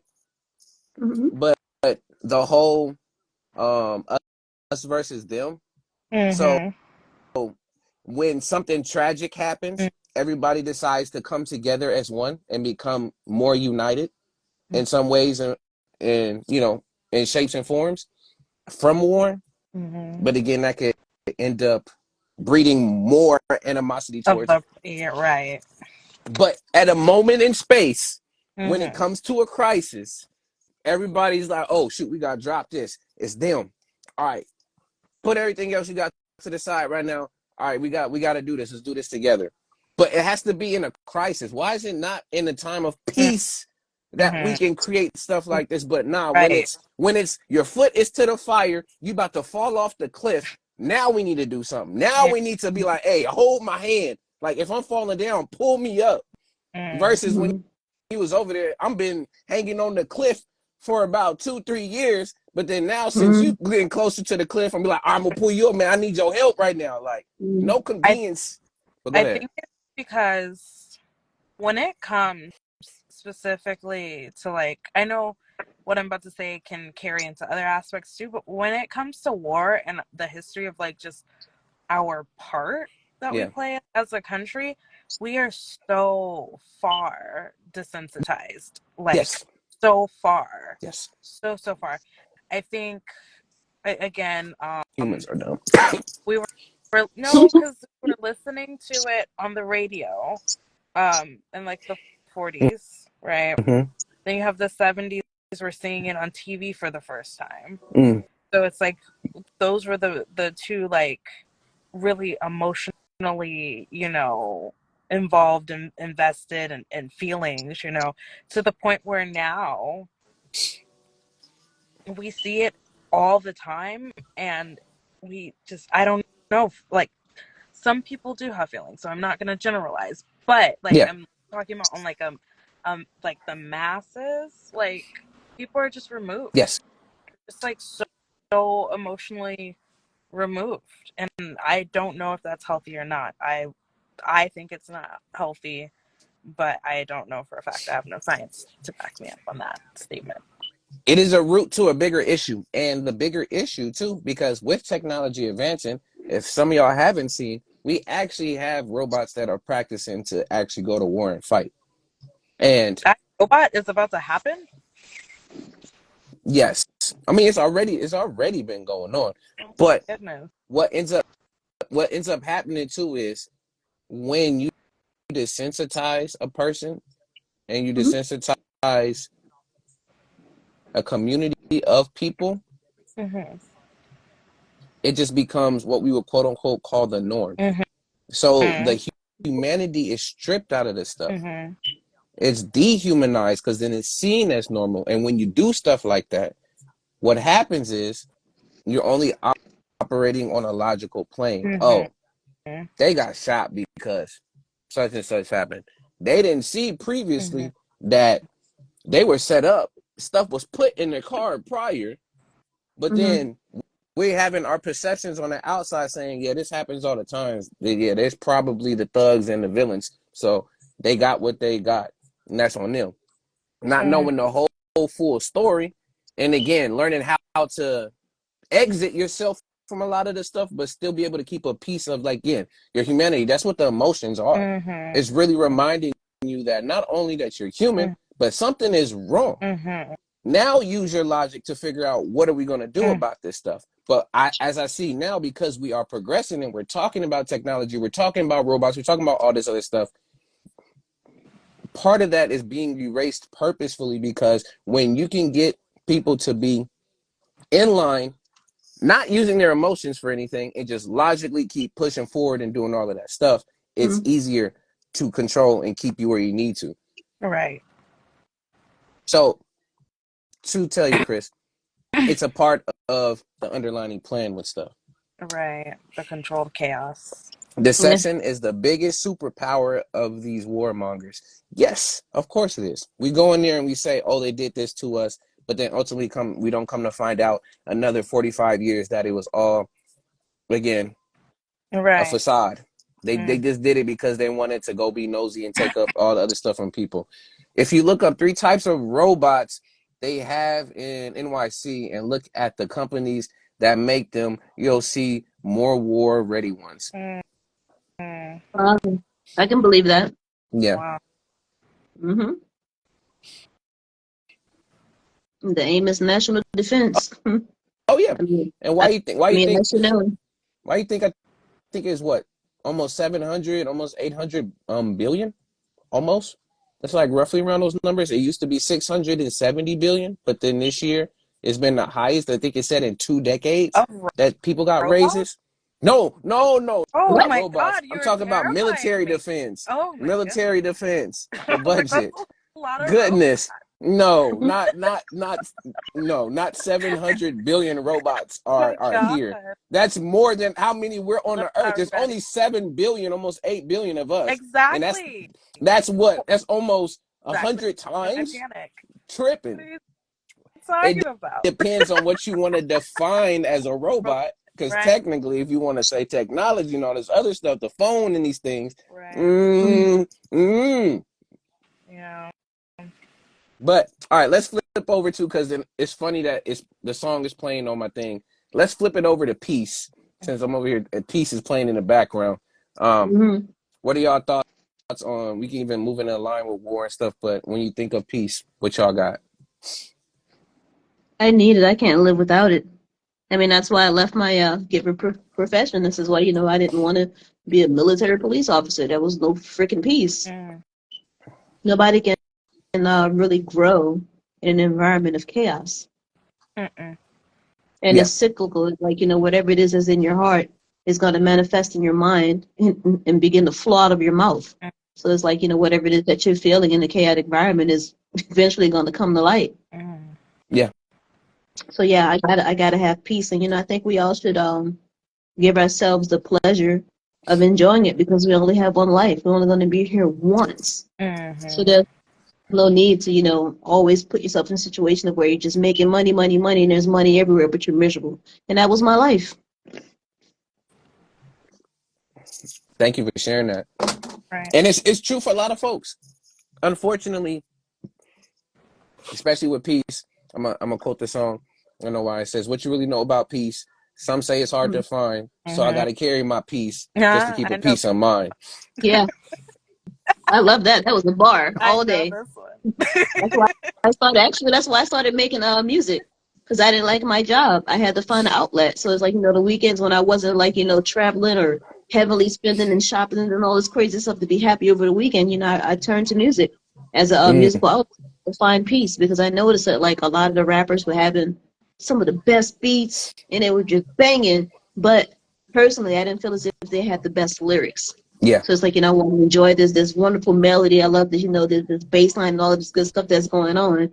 But it's filled with a bunch of bogus nonsense that I don't really enjoy. And it's like, you have to, and if you're babysitting too, if you have kids, you have a responsibility of trying your best to filter the type of things that they hear. So with that being said, I was just like, man, I'm getting tired of Googling everything on YouTube just to find this instrumental for the song that I like. So Yeah. with that being said, let me just start making music because I can't find the music that I'm looking for. Maybe I should make some and help, develop some pieces and share it with other people. That was my whole purpose of getting into music production. And fam, all of y'all who are listening, I met Avis in the Curtis King music production. Yeah. Shout outs to Curtis King. Yeah, so we're part of the music production community. Yes. And Tyra's dope. Y'all should know. If y'all don't know by now y'all know. Get Oh, thank acquainted. you. Yes. But the funny thing is, I'll say this. Me and you had the same sentiment when it came to wanting to make music. I literally wanted to start writings because of the fact that I was in those with the early to late 2000s. We had 50 Cent, a lot more gangster rap and other stuff coming out, and I was getting upset at what I was listening to. And this is a fifth grade, like fourth grade, fifth grade me. Like, I don't like what this music is out. Like, it's terrible. I'm like, oh, am I gonna be one of those people that I'm just complaining about it and not doing nothing about it? All Right. right, I'm gonna decide then if I'm gonna be a part of that, I want to be the solution. Then I'm gonna start creating my own, and then that's where I took it. Yeah, and these lyrics were just ridiculous. And I was like, this dude just told me to bust what wide open and to pop and shake my what? The Yeah, hell? What you yeah. mean? Like you going through that much? Come on now. Me, Every few seconds, wiggle this and jiggle that, and I'm just like, bruh, really? again, that's another program. Music is another program that's used, unfortunately, for evil, especially. I know we talked about it before, but there's a frequency to music that has been changed and shifted, so it has had a negative impact on where we at now, as well as, again, death, raunchiness, and partying sells because people still buy that. People want to have that type of feel good, so it sells. If we stop not buying and saying like, bro, why you gonna go shoot up your own brother? Why you gonna go ahead and keep telling her to pop it on the floor, and then she wants to go find a man, but they understand now she can't go find a man because she been popping it on the floor to everybody else, Mm-hmm. and it's like we allow ourselves, we are the consumers, we're buying into this stuff, so we can't be mad at the artist because of the fact that we're still allowing that stuff to happen because we still buying it. But again, hip hop, at least in its inception, don't think that hip hop is the only genre. It just happens to end up being the one that's been exploding the most now. But that's happened in pop, rock, Disco. blues, name all of them, funk, all of that stuff. R&B, Yeah, come on, R&B, rhythm and blues, come on, come but on. back then it was a mixture of everything. You had a mixture of certain things, and if you wanted to hear something a little ratchet, because to be honest, when I'm jogging, Yeah, I want to turn up. I don't mind something that's a little ratchet. But back then it was a mixture. yes, Nowadays everything is ratchet, and I'm just like, whoa. Because It's balance, like you're not giving me the opportunity, or you're taking away, my yeah. power of choice. Like, yes. give me the ability to choose. Like, if I want to turn up and hear something just a little bit crazy to get these laps in, let me choose that. But it's like when you turn on the radio, that's the only thing that they're giving us now. So R&B is the filthiest. I It was look, best in the 90s. I feel you. Again, man, as a kid, some of these songs I did not pay attention to. Right. Next Oh, wifey, I did not know yeah. what it was at all until I really started. I'm like, oh, Mhm. I didn't until like you got later. It's just like you just sing the songs as well as Peaches and Oh, Cream. yeah. Like, I mean, Yes. Let's there's of course there's go. so many more. And then the thing is, even back in like the Meeting in 80s and my 70s, bedroom. Mhm. yes. I even go back to a '70s song, "Ring My Bell." Like Oh, you yeah. could, I love I mean, Come there. I over. know Yeah. there's the Um, songs for those um, particular activities and times, but I see what you're saying now, and the times that we're in. Honestly, it's a telling of our society and culture right now. That's all that we're inundated with. It's just literally pleasure, pleasure, and more pleasure. mm-hmm. So it's not to, oh, now we need to keep a balance. It's all about being dysfunctional, toxic, pleasure filled. I Mm-hmm. need to get this done now. If you can't do this for me, then you worthless. Mm-hmm. That's where it is in the culture right now, and that's why it's just everywhere, and you can't escape it. But I want to Yeah. also comment on Santi and what he said. Certain frequencies are healing. Yes. So what happened too with music back way when, and I think it Mm-hmm. was in 1939, it was changed from, it used to be 432 hertz, which is also known as the heart frequency, which it's 432 hertz. It was changed to 440. And 440, if you play with it, I'm going to tell you what all of that is. It's a discordant sound. So that's why a lot of the music now, I even go into my DAW and I'll see sometimes it's playing at 440 hertz. And Mm-hmm. the reason behind that is there's a study called cymatics, which is funny that they also have a plugin and stuff called cymatics. But Mm-hmm. if you look up cymatics, it's basically the study of waves and frequencies and how it has an impact on the sound. The sound has an impact on Mm-hmm. different waves and, let Mm-hmm. me say, bodies of water. But they have a lot of experiments if you want to look them up and see on YouTube with sand and water, and they play different hertz frequencies. The ones that were at least unison or they had a healing frequency to it, they made these gorgeous shapes. Mm-hmm. And then vice versa, the ones that were discordant, that were just off balance and is causing chaos, there was nothing there. It just literally looked like this whole jumbled up mess.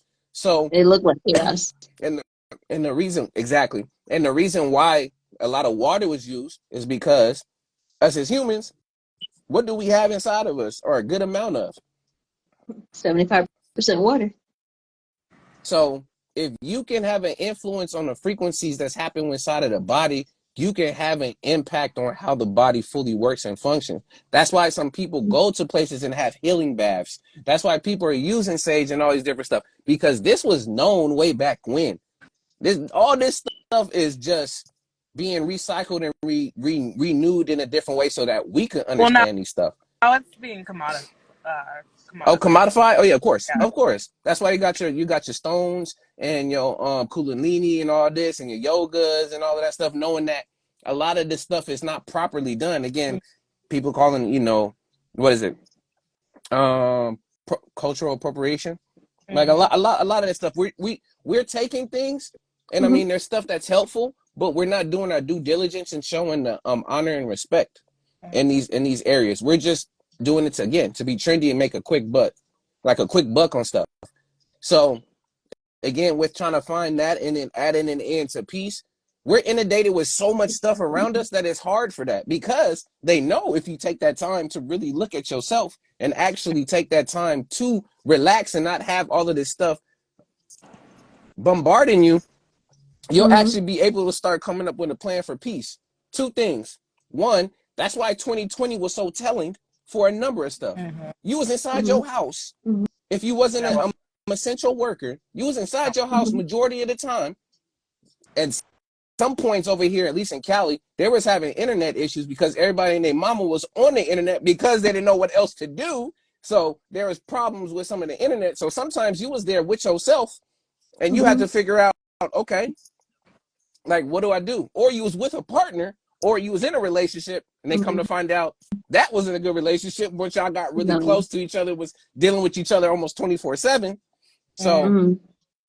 it was very telling to show that when we want to have peace and be a human being, just be and don't do anything, we haven't had time to do that because we're always moving around. We always having something that's keeping our attention.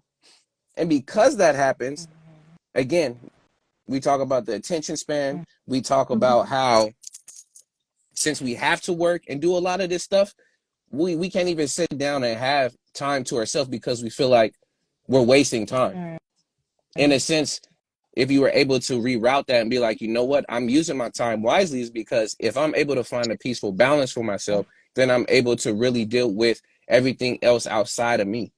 Because that's what it Mm-hmm. really is at the end of the day. When we talk about balance, talk about finding it, an equilibrium and finding that place in space, or for me, finding your pace, Mm-hmm. it helps to build the foundation for combating everything else around you, because you're always going to have something coming at you regardless. You're always going to have that choice to always make. So it's really up to you of how you want to find your peace and how you're going to define it. But if you Mm-hmm. don't start doing the work from the beginning, then it's gonna feel like a fleeting thought. Mhm. You're gonna keep saying I want peace. I want to keep saying I want to do this, but you don't even know what peace look like to you. Peace could be like you in the. I mean, shouts out to Tyra. It looked like you in the garden. Or Thank you. shouts out to Kim too. Same thing. It's like it could be like you in the garden. It could be again you creating the music and taking that time just being in in the studio. It could be That's peaceful. For me, that's peaceful. And what you just spoke about just now, it was Mhm. very educational for me to learn, but it was also peaceful. Like you mm-hmm. said, finding the balance, listening to you about teaching people how to find balance was very healing. Yes, Mhm. but what happens is since we're not taught to value this, it's not Mhm. a priority. Mhm. Mm-hmm. You see now, and I'm glad that it's becoming a thing that they're using a lot more mindfulness practices in just Mhm. about everywhere. Yeah. And it talks about mental health. Yes, because they're starting to see, even though they still want to have you be a cog in the wheel in the system, they Mm-hmm. still need you to kind of function well. So we got to throw you a bone somewhere Right. because Mm-hmm. I can't have you keep coming to the job looking like you a night of the living dead Mhm. and expecting that you're gonna have at least do the job, Mhm. at least how you Mm-hmm. can do it because we still need humans right now for this job. So I'm gonna give you your mental health break. I'm gonna show you how. Let's do and have some workshops Mm-hmm. on how to relieve stress. Mm-hmm. Let's have workshops on learning about what burnout is Mhm. and learning all of these different meditative practices and make sure you use these so when you get stressed and if you need to let us know something, let us know. Like Mm-hmm. accommodate in a sense so then they can still be like, all right, I still gotta push you. You still gotta get that assignment in on Friday, but woosah. But like, okay. I mean like appreciate it, but still at the same time, it's like at any moment you can say peace to me, and then how I'm gonna find my peace after you say peace to me. Right. Yeah, Exactly. you gotta find your balance because I think the gun violence here in this country is out of control, Woo, and a lot of it has to do with a lot woo. of the things you just spoke about, and people being out of balance, and then also folks need to learn how to, unfortunately, I hate to say it, let go of the money because when Yep. I let it go, it hurt financially, but I had more Yes. peace. Mhm. I was able to sleep better. I was able to function better. I wasn't waking up angry so often. Then Yes. I started, I guess you could say developing mental clarity because I had time to think and, like you said, stay still and not be a part of the rat race and identify what were the things that were really making me Yeah. angry instead of getting mad at people who didn't do anything to me. Mhm. You see what I'm saying? Yeah. Yeah. Yeah. More money, more problems. I don't know how many songs I've heard that just said that Mhm. numerous of times, and it's very true because money holds another word for money, and we use it currency. We talk Right. about frequency again, Mhm. frequency, vibrations, and energy. Mhm. At the end of the day, that's what we are, and we read a lot of that stuff day in and day out. Mhm. We know when somebody has bad energy, they messing with your vibe, and to all of this stuff. But it's important that we learn about these things because there's ways again to find that balance through learning about different types of energies, frequencies, what currency truly is when you pass on that dollar or you're giving of your time and effort to get paid, earn a living, Mhm. and all of this particular stuff. It it just brings it back to the point of okay, then I know part of it is still on that hierarchy of needs down there to provide, those necessary needs, whether it's food, shelter, clothing, all of that stuff, and try to find your way to get to the point to actualization because it is hard for you to be able to find your peace if you ain't got no piece of food or you ain't got no piece of clothing or a place to live and stay. I mean, there's a very Mhm. small percentage of people who again who are homeless or they're out on their luck, but they're still able to see the bright side of stuff and be able to go where they go. And then some of them, to be honest with you, when I used to work in high school at a studio, there was one guy who just always stood outside of the studio. The person that I worked with, he always knew him. He was always out there. And I think one time I ended up asking him about like, why he doesn't want to get anything and stuff because family wants to reach out to him and he can actually have a place and things and stuff like that. And Mm-hmm. part of it too for him is that was his way out of the system Mhm.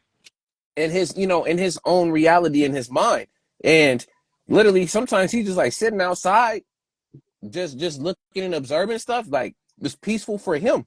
Mm-hmm. And that's, and it's very telling because of the fact that, again, the less stresses, and not saying responsibilities is great to be responsible, but the less stressors and responsibility that you have on your plate, Mhm. it makes it a lot more easier for you to be able to find, again, that peace and that balance. Because I'm only juggling 3 balls versus, or 3 pins versus 25 of them, and I haven't even Yeah. learned how to at least do 3 and like build my way up. It's like I've been throwing all of this and like I'm trying to pick one up, put the other one up this way, do that one this way, and it's just like, where do I find my time to also take a break, which we forget to, and this is the other point, and I'll keep going back and forth with all of this.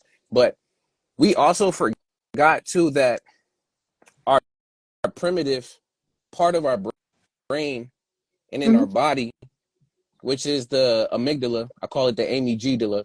That's how I remember how to spell it. It has all those primitive programs, fight, flight, freeze, fawn, all of that stuff. It's still hardwired into us, and it's still working today. But the problem is, because of the fact that it hasn't evolved with us, it's hard for us to assess what's fully a threat. Mhm. And when we think that, when we're stressed, Mhm. that's a threat.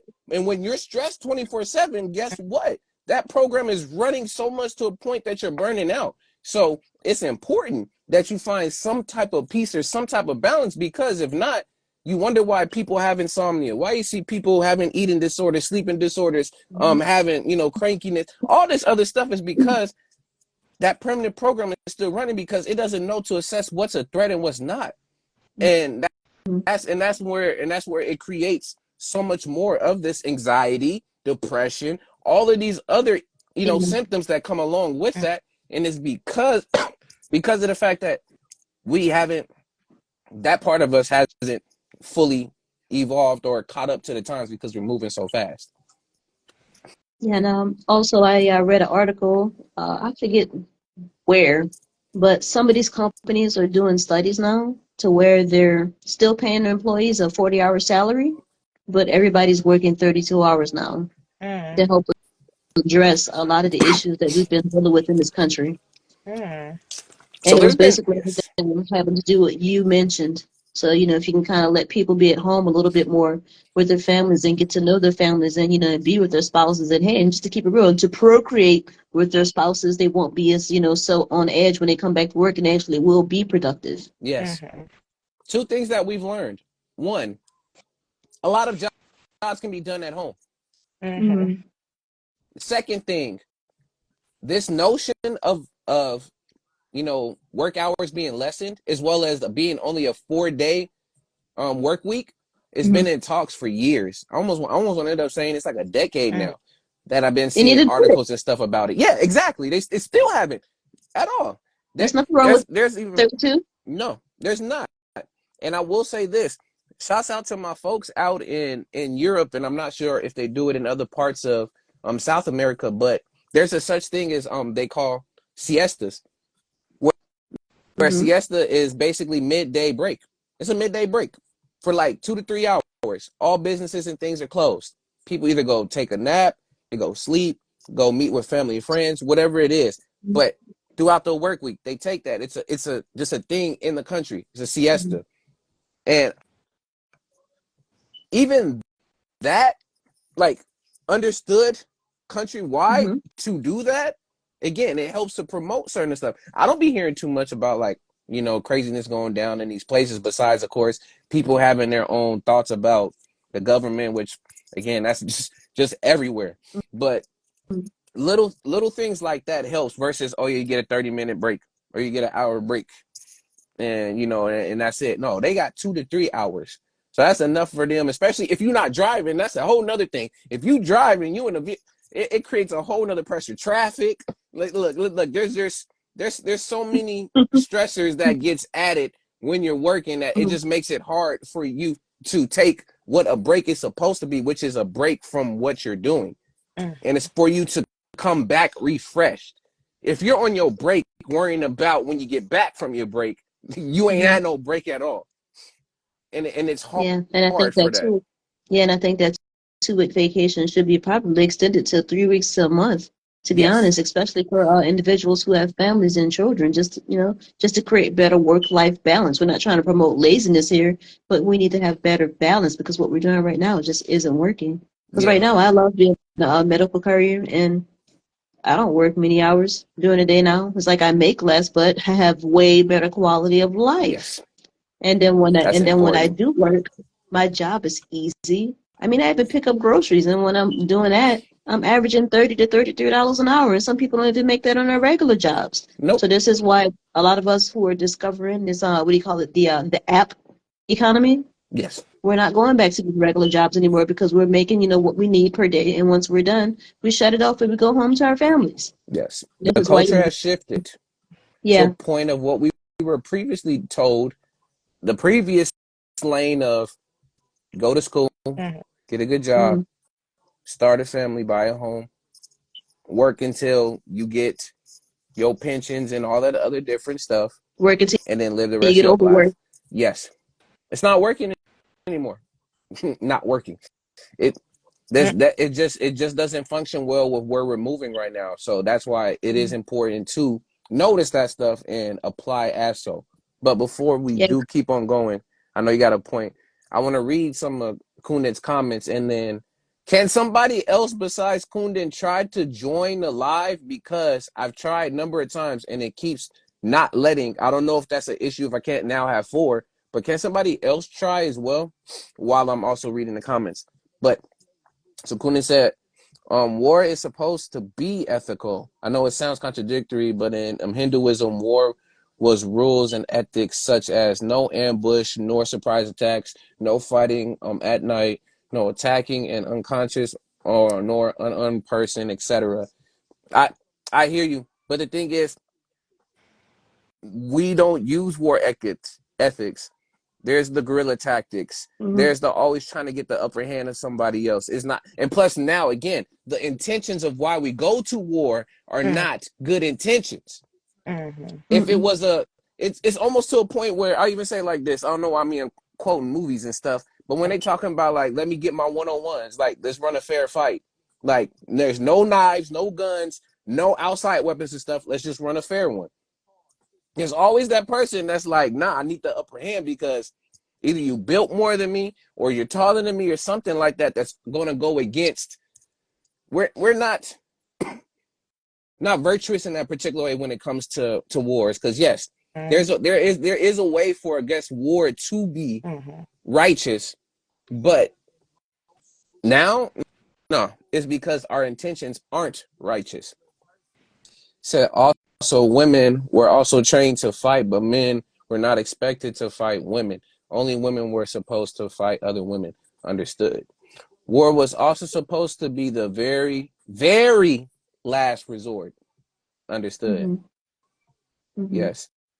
Loopholes are crucial. Oh yeah, there's why do we have I've said this a number of times before and it still rings true. Human made laws are flawed. Mhm. There's a reason why there's loopholes for a reason. It's because they're flawed. When we talk about natural law, that stuff, there's no changing. It is what it is and it is what has been made. So that's why we have loopholes and the stuff we have is because we are imperfectly perfect at the same time. So I appreciate the comment though. He said I tried. I know I'm trying to add you right now to see if it works. But ladies, I'm any gonna, last things on peace? I'm gonna hop off Yes. for the night because unfortunately it is my bedtime. Yeah. Understood. I was just oh look, all right, since I'm gonna do this just for you before you hop off. Let's go ahead. Let's get into the last topic for tonight so you can at least say your thought. The last topic for tonight is why freedom isn't free. And Chris, before you leave, tell us why, from your perspective, why freedom isn't free. Because at least in this society, we are not free. We are we are we are controlled from birth. It's crazy. Mm. Like even in with like the whole thing about like the birth certificates and everything. We're numbered, Mhm. we're tagged, and we're just like thrown out there. Basically, kind of like the world is the playpen. So that was not the what's the word we're using? That was not the design of the system. Yeah. Um, that is the number one reason why it isn't free, and just nothing in life is free because of the systems at play. That was I'm my with it. thought. Yeah, on why. Mhm. That's my answer for why. Well said, sis. Well said. Appreciate you. You gotta go do what you gotta do. Um, 5 p.m. next Wednesday. It's gonna 5 be so correct. 5 p.m. I'm gonna come on 5 p.m. Tomorrow, I should be home by 7. Does Okay. that work? I don't think I'm anywhere else, so I should be good. Just send me a message and let me know. Sounds good. Alrighty. It was All nice right, talking Good Chris. night. to you again, Sleep Tyra. well. Thank you. You too. Good Peace. night. All right. Now Yeah, let's I'm gonna see. tap out too in a minute as well because it's 11 p.m. here. Oh, again, please do what you gotta do. I appreciate you. I'm rocking for as much as long as you have. It don't have to be extremely long, but sometimes it just we just talking, we building. It's a wonderful time. But yes, to her point too with the why freedom isn't free is because it always comes at a cost for something. Yeah. And then when we were born, there's a such thing called observational learning. We observe and we learn and we pick up stuff. A lot of the things that we have are innate programming that was already there, gets reprogrammed when we come out of the womb. And when we learn what we learn and we experience what we experience. So we start to learn a lot of this stuff, what we really think freedom truly is, but then come to find out to be really freeing yourself, you're just putting yourself in another particular area or box that you're going to end up trying to break yourself out of again. That you thought you might got yourself out of, but then ultimately you're still there. So I definitely agree with that and what she was saying with that. But you let me know how you also feel about it, Tyra, before you also head out. I mean, I just think it, like you said, based upon our observation, when you Mm-hmm. just observe human beings, we're spending too much time destroying things versus building things up. Hmm. So that's sort of like, a part of the essence of Yes. why freedom isn't free. We keep living in this, I guess you could say, in this dynamic of where people consistently need to be one-uppers instead of just letting people live in peace. To intertwine with the last topic that we just talked about. My brain is getting tired. I'm having trouble thinking. Oh, you're doing well. You're doing just fine. But yeah, but like you said, everything comes at a cost, and we also need to redevelop our social norms. Yes. Yeah. Yes. There is a lot of cleaning up that we need to do, as Mhm. well as a lot of structure that needs to be recreated. Mhm. There we go. Kundan. I think there we go. Hopefully it finally got you popped up in here. But it's important that we do these things because of the fact that when we have some type of structure and some type of plan to follow, it makes a Mhm. lot of the work that needs to be done easier. It's because we know where we're going, we know where we're heading, we have Mhm. some type of idea. It may seem limiting to Can you others. hear me and see me? You're circling on our side, but I can hear you. Hopefully still there working. But Because I yeah, can't see myself. I can only see the black screen on the Instagram is playing real bad. it's Are you spinning. having trouble letting her in? So Kundan is having trouble hearing or seeing. It's saying it's seeing a black screen. I can hear you all, but I Okay. cannot. see myself. I only see a black screen on my little box. Mm. If you want to work with it from there, work with it from there. Yeah. Shouts But outs you guys to can hear Ariel. me? Yes.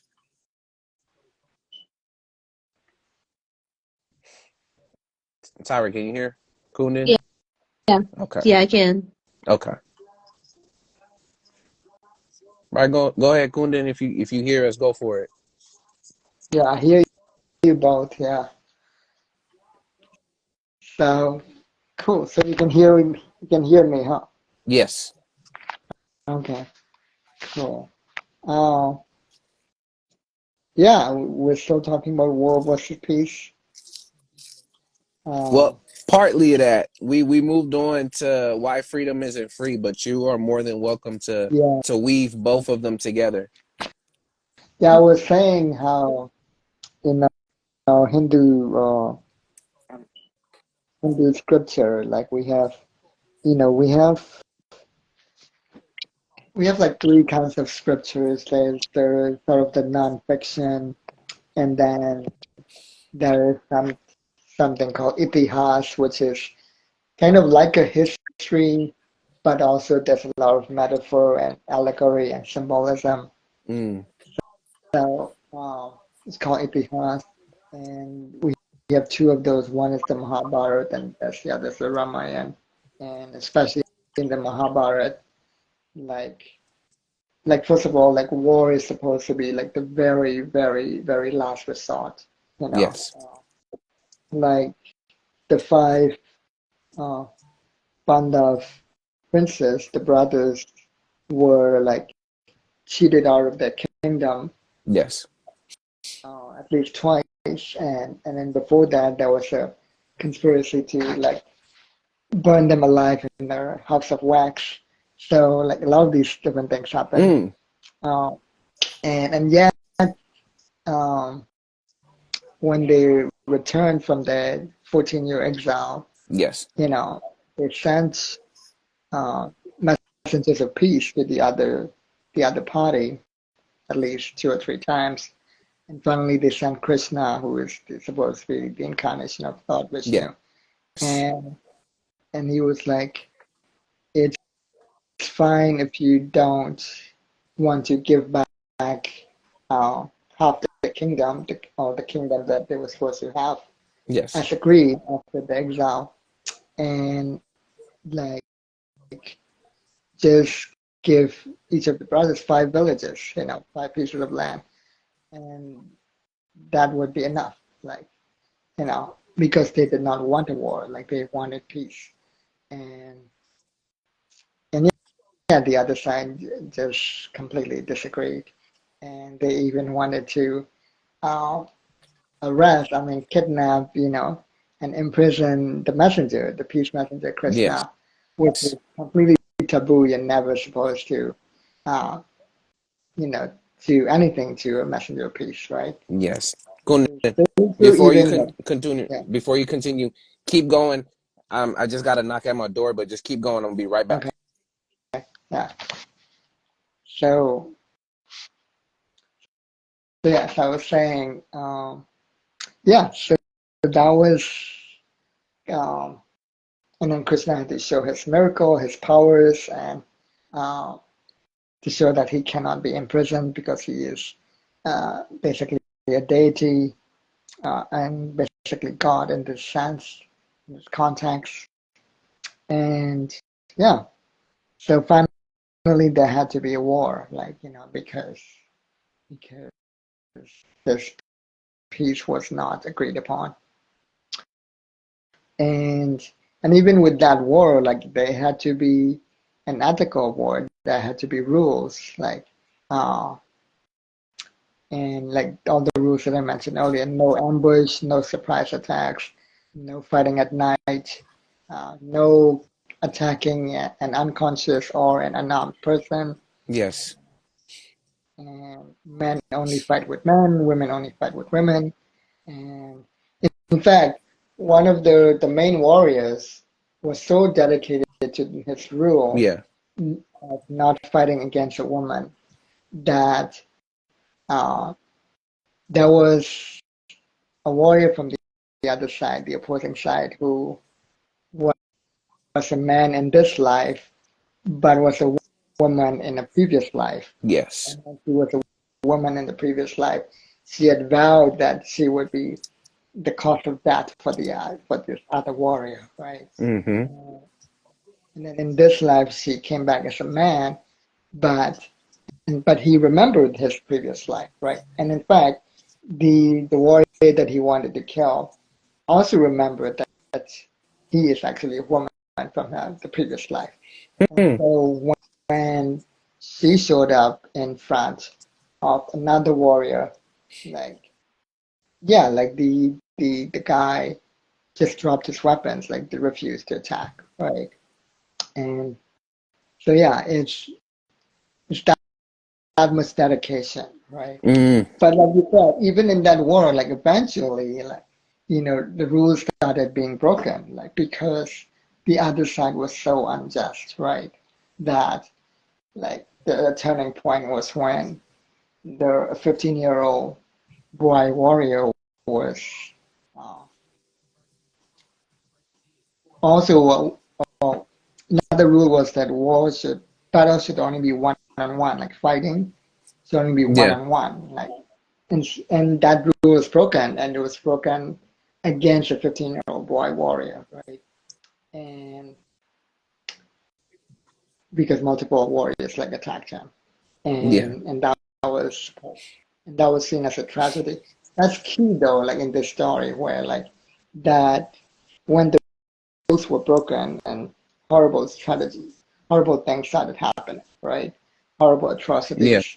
That this was a tragedy. This is not something to be celebrated at all. Like this whole thing was a tragedy. Like, and it's such a far cry from today Wow. where there's no such rules. All rules are broken. There's guerrilla warfare. There's ambushes. All of that. Yeah. Yes. Attacking, like you said, no attacking at night.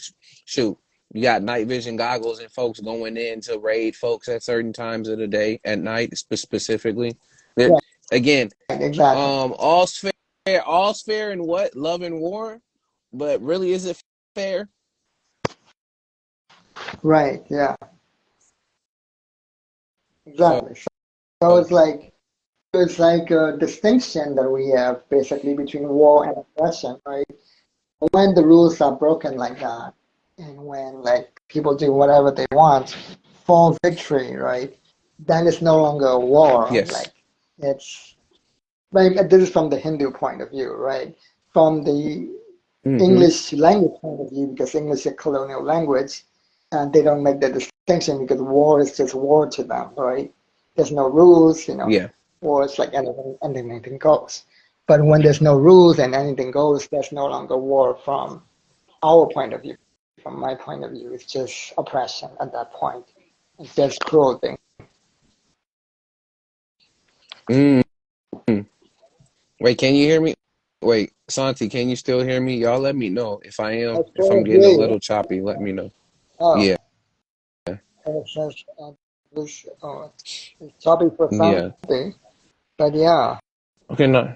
Continue, Kundan. All right. Let me know because I know you was in here with War and Peace. I do want to hear your thoughts on it. You can keep going back to it, but I want to hear right. why Also, there's freedom the isn't physical free. warfare. Today, there's physical warfare, and there's also narrative warfare, right? Where Mm. like even people who don't take part in the war. Like when people say like a certain religion is a peaceful religion, for example, right? When that religion has 2 billion people and about 25% or 15 to 25% of those people are extremist radicals, right? And according to sources by all intelligence agencies around the world, right?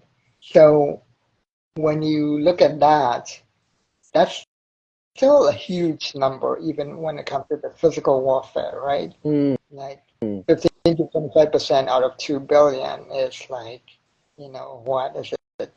At least 200 to 500 million, right? Yeah. And that's a huge number just in terms of the physical warfare. But what's the other, 750 million doing, right? Uh, yeah, maybe some Mm. of them are peaceful, but some of them are actually enabling the extremist radicals, right? They're actually Mm. enabling, similar to the white moderate, where like the the white extremists, the white supremacists are a minority, right? They but all the moderates are like basically enabling the extremists, right? So they engage in what I call Mm. narrative warfare. So there is that dynamic too, which is why peace isn't peace, because the peace that we have is an order without justice. It's not an actual peace. Peace in the United States, right? There is a war, an ongoing, Wow. simmering, slow-moving warfare, an ongoing warfare against black and brown and indigenous people right here in the United States, right? And against poor people, against queer people, Yes. against women, right? Against children, especially when you look at the fact that 40 out of 50 states still have legal child marriage. Child marriage is still legal, right? So war isn't always physical. It isn't always, just shooting guns and dropping bombs. Is that low level simmering legal warfare as well, where children can be forced into marriage, children can be kidnapped. Like I just read, also in Canada, I just read about this information. I still have to verify it, but they were saying that in Canada, you know, if you're poor, right, they give you like, especially the indigenous poor people, right? They give you a budget. The government gives you $600 a month to feed your child, right? Yeah. Which clearly isn't enough. And then and then when you're not able to feed your child properly, the state comes in and basically kidnaps the child, right? I just use the word kidnap because all of these euphemisms like taking custody of the child and arrest, these are legal terms to make it sound lesser or lighter than it actually is. It's a kidnapping. It's a legal government kidnapping, right? Uh, and then they're put into the foster homes, and guess what? The foster Mm. home, What? the foster parent is given a budget of $1,800 to do the same thing that the actual parent was given only $600 to feed the Yeah. child. So for taking Yes. in a foster child, they're given $1,800. How ridiculous is that? That means they are incentivizing and legalizing the legal kidnapping of a child and forcing them into a foster home. And of course, targeted at indigenous children because a lot of the poor parents are indigenous who can't afford. And that's another It's form set of up. warfare. That is war. So Yeah. when we think of war, we think of shooting guns and dropping bombs. That's not the only war going on. That's true. Yeah. And You of course, said it. that's related There's to narrative. freedom There's and free narrative because war. that's, yeah. And legal There's war, right? legal Legal war. war There's involving the spiritual police war. and the court. Yeah. Spiritual war, yeah. Emotional, mental war. And so that does tie into freedom isn't free because are those parents inside an actual prison with cages, with physical prison with cages? No, but it is like an open air prison, right? Yeah, Yeah. yeah. Same A thing lot with the of laws stuff. in California and North Dakota, right? That we've discussed before, where in North Dakota, um, children can be arrested if they miss school more than 3 times, right? Which is also Mm. targeted at indigenous people, which just passed a few months ago in this year. And then in California, there was a law. I don't know if it's still there. At least in San Francisco, there was a Mm. law that did the opposite. That was kidnapping the parents for the children missing school, right? For the Yes. number of times. Yeah. So yeah, There's all there's those are there's warfare as so well. much. Yeah. Yeah, Wow. yeah, Yeah, there's so many lines and rules and regulations, especially with Mhm. having a family, kids, taxes, and all of Yeah, this stuff that, again, it's a symptom to the system and the overarching laws that are needed and added. So yeah, just like you were saying, it starts to create a box of, I'll say this now. I've been I referenced it a few times, but it's just funny that we're talking about it. But again, with the educational system and me working at the schools as a school counselor, how any small things that are said from a kid, we mhm, have to be a mandated reporter and we have to end up calling in child protective services and all of this other stuff to then go and see what's really going on with the kid. And a lot of the students have gotten to a point where if they're not getting their way too with a parent, they abuse that authority and they use it to a point where if my parents not gonna give me what I want, I'm gonna call the people on them. They're gonna take me away. mhm. It's gonna be your fault. And you did this to me because you didn't give me what you need to give me. And it makes it so much harder because I understand when it comes to child rearing and there is a line for discipline, but now Yeah, I'm back when how I was disciplined is not happening now. Because if it's happening now, that's automatically you getting a call. Any mention from a parent or anybody, I'm talking about, yeah, you about to get a butt whooping or you're gonna get beat when you get home. Even saying beat in a particular way, already again a red flag to now have to end up calling. Now people have to get involved. Now they have to come and see this. Oh, you might be showing negligence, and that's not the particular case. I'm not saying that it's a terrible thing, but with a lot of the stuff that we have, it gets abused, and when it gets abused and it's overused like that, instead of it creating a way to have some type of structure and balance to it, it gets misused, and then it creates more of, again, like you said, a prison. So now am I truly free to actually parent and do this for my child and family when there's so many laws and regulations that says to this certain extent, then they get taken this way. Oh, you don't want to respect the way that they identify. Okay, now we're gonna get you there. Oh, your child is acting up and they're not going to school. Okay, then well we're gonna take your child away because of the fact that they're supposed to be going to school. That's your responsibility. This and etc. So mhm. it Yeah, can become a slippery slope, and it's sad because in a place that prides on being the land of the free and a home of the brave, there's not much that's really free, and a lot of folks that are talking about showing bravery is truly cowards. mhm. Yeah. Freedom is a stick they use to also lord over other countries, right, and be the policeman of the world, right, where they use that to demonize whichever government that they don't like, who don't bow down to them, and they will create, you know, the media calls it a culture war, but I prefer calling it narrative warfare, right? Because they create a Mm, narrative about how this, it's called manufacturing consent, about how this leader is so bad, right? Like the fact that after 9/11, for example, they they went after Saddam Hussein in Iraq, right? Even though none of the hijackers were from Iraq, right? They they were from Saudi Arabia. They never went after Saudi Arabia.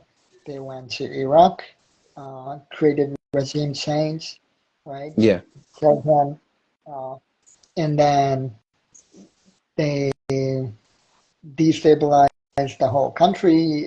20 years later, there is like fighting. There's no proper government there. The people are just fighting each other.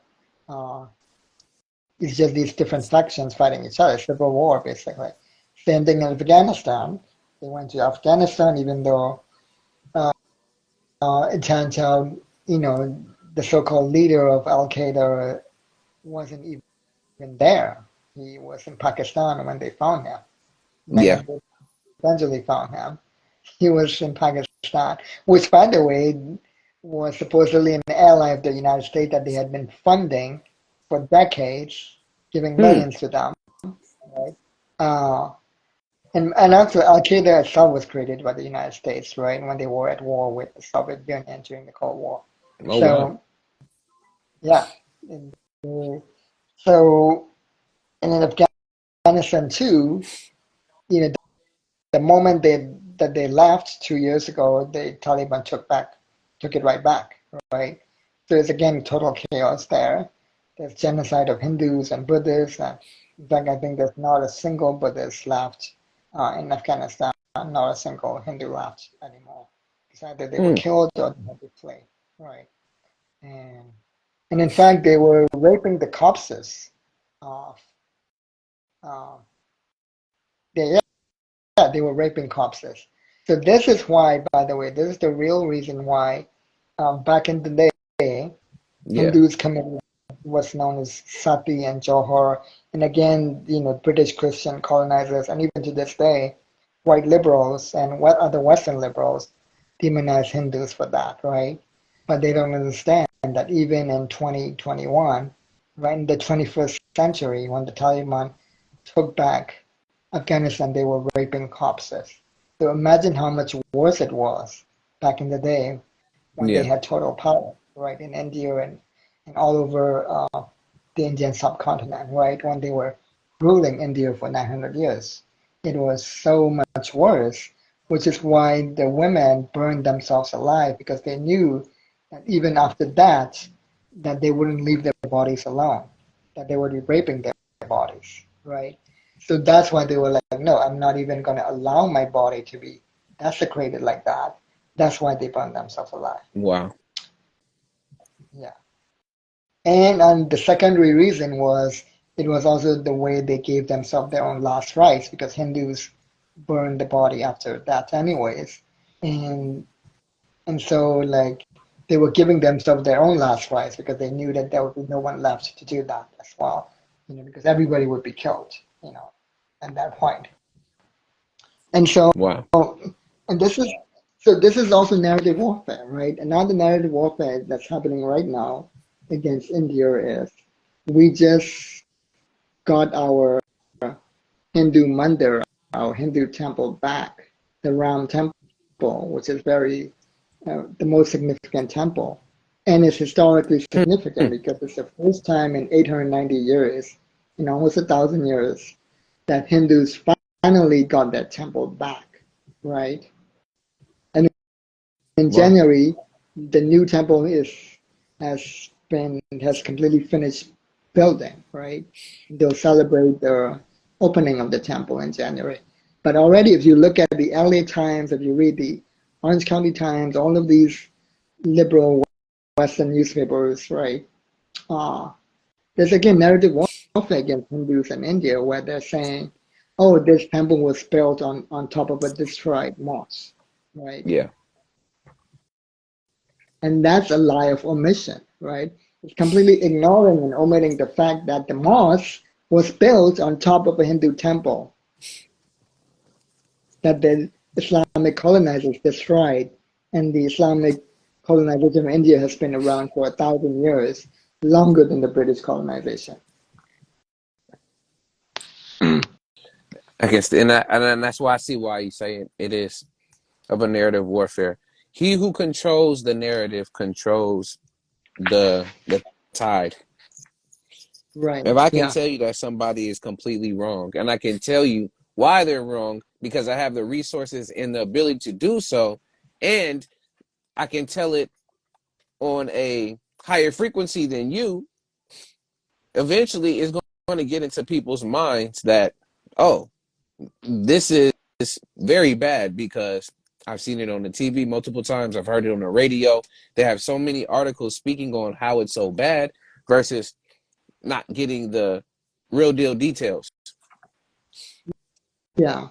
And the narrative warfare against India is getting worse because the Indian election is coming. It's 2024. It's at the same time, around the same time that the United States election, except in India, some of the state elections have already taken place. Like there's been 4 state elections already. Wow. The current, I think, ruling party, the BJP, won 3 out of the 4 states, and Mm, mm, really the United States, some factions of the United States government is not happy about that at all. So wow. yeah, I appreciate this. It's important again that we speak about this stuff, and I always appreciate your perspective from the outside looking in to tell us too what's going on in various different places around the world, because it not only salutes to you too, Project Phase, peace, peace, peace. What's the word? Is not only telling of, I mean, of course, what's happening in those areas, but then how that has an ultimate effect of even where we're at right now, and how similar tactics are being used, and figuring out then what is going to be our plan of attack to combat these things and try to create these freedoms and create again yeah, these places and spaces to actually improve upon where we're at, and not continue to demonize, um, I was about to say decentralize, but more so desensitize, split, and create there's areas of confusion for a lot of folks. So then there's nothing done.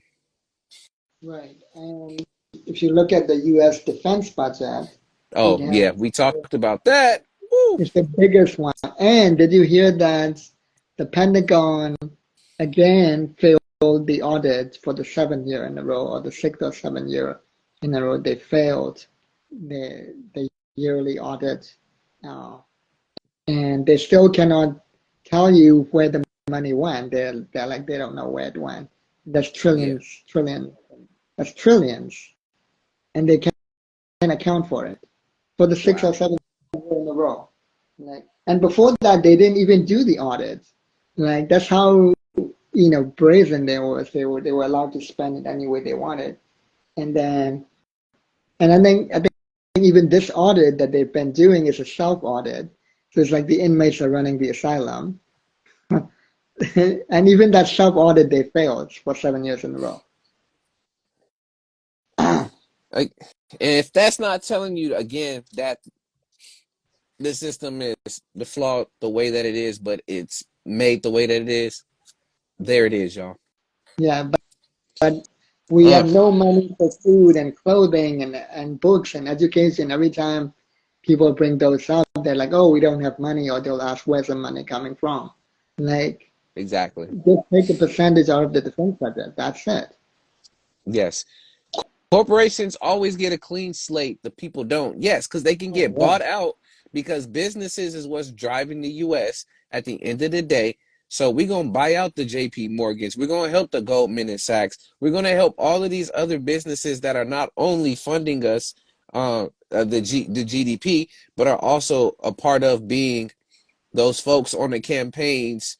I forgot what those folks are right now. I don't know why, but helping to fund this stuff. So we're going to have their intentions and their initial needs in mind.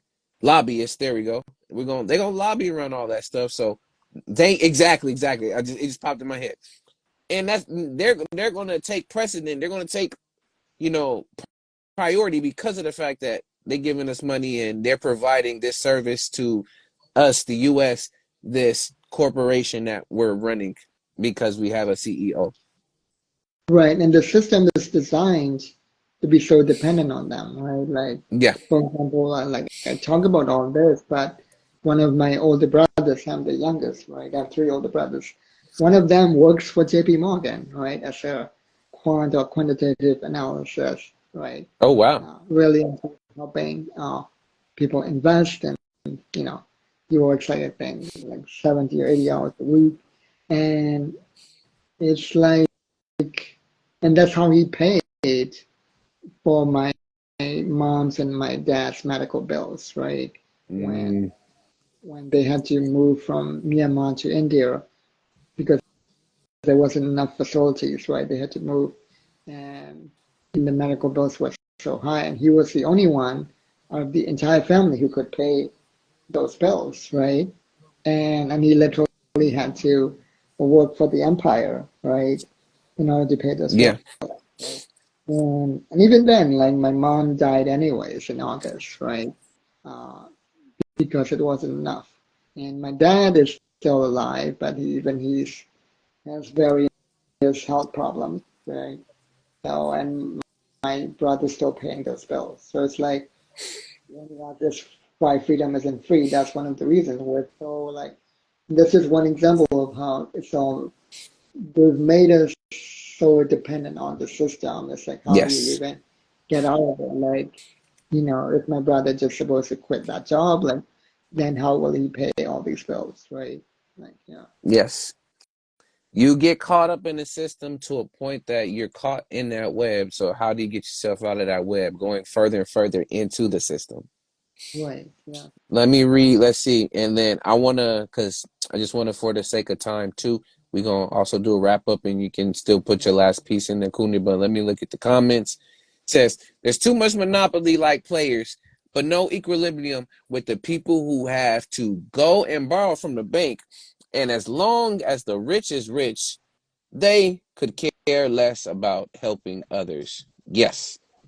Which is why was still bruised because of pain and suffering, not getting the aid and help needed, no hand ups or handouts I think, to reach certain criterias in life.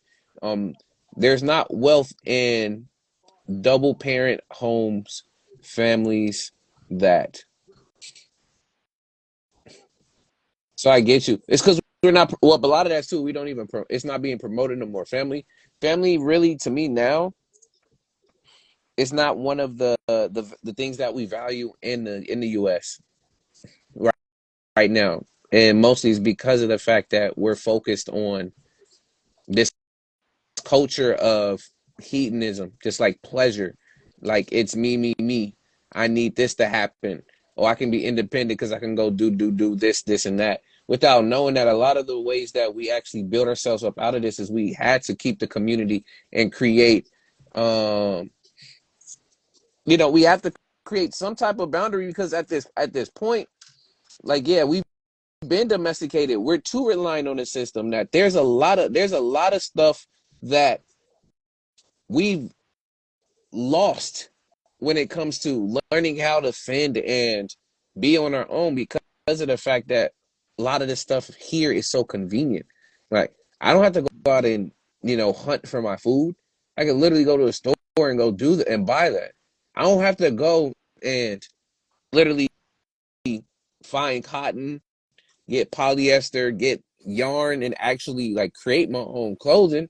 I can literally go to the store and just buy t-shirt, clothes, socks, all of that stuff. So with the convenience of a lot of this stuff, the pros to being in the systems is going to come along with a lot of these cons. And knowing that you're in this system, unfortunately, for some people trying to escape or get up out of it, there's a lot of things that you're going to have to end up either giving up or you're going to have to deal with because of the fact that you are here. It says the system is designed for dependency on the system versus being your own pioneer and having a farm in your own home. And they're buying up all the farmland and buying up all the seeds. So eventually, Yeah. that also is not going to become the case. Bill Gates did a good job of taking a lot of the farms as well as the seeds and just building from there. Yes. Well, Project Phase, we appreciate you tapping in and adding your points to it. Really do appreciate everything. I But with that being overstate said, myself. Right. yes, now I know towards the end, which all right, just now we want to get to the end and wrap up. So folks that's also in here too. So what's the word? Wednesdays. This is the Oh, second to thank you last for coming forward. episode. Next Wednesday is gonna be the final episode. But before we do that, this is not the final episode yet. The 27th is gonna be the final episode. I'll do more of the talking about that later.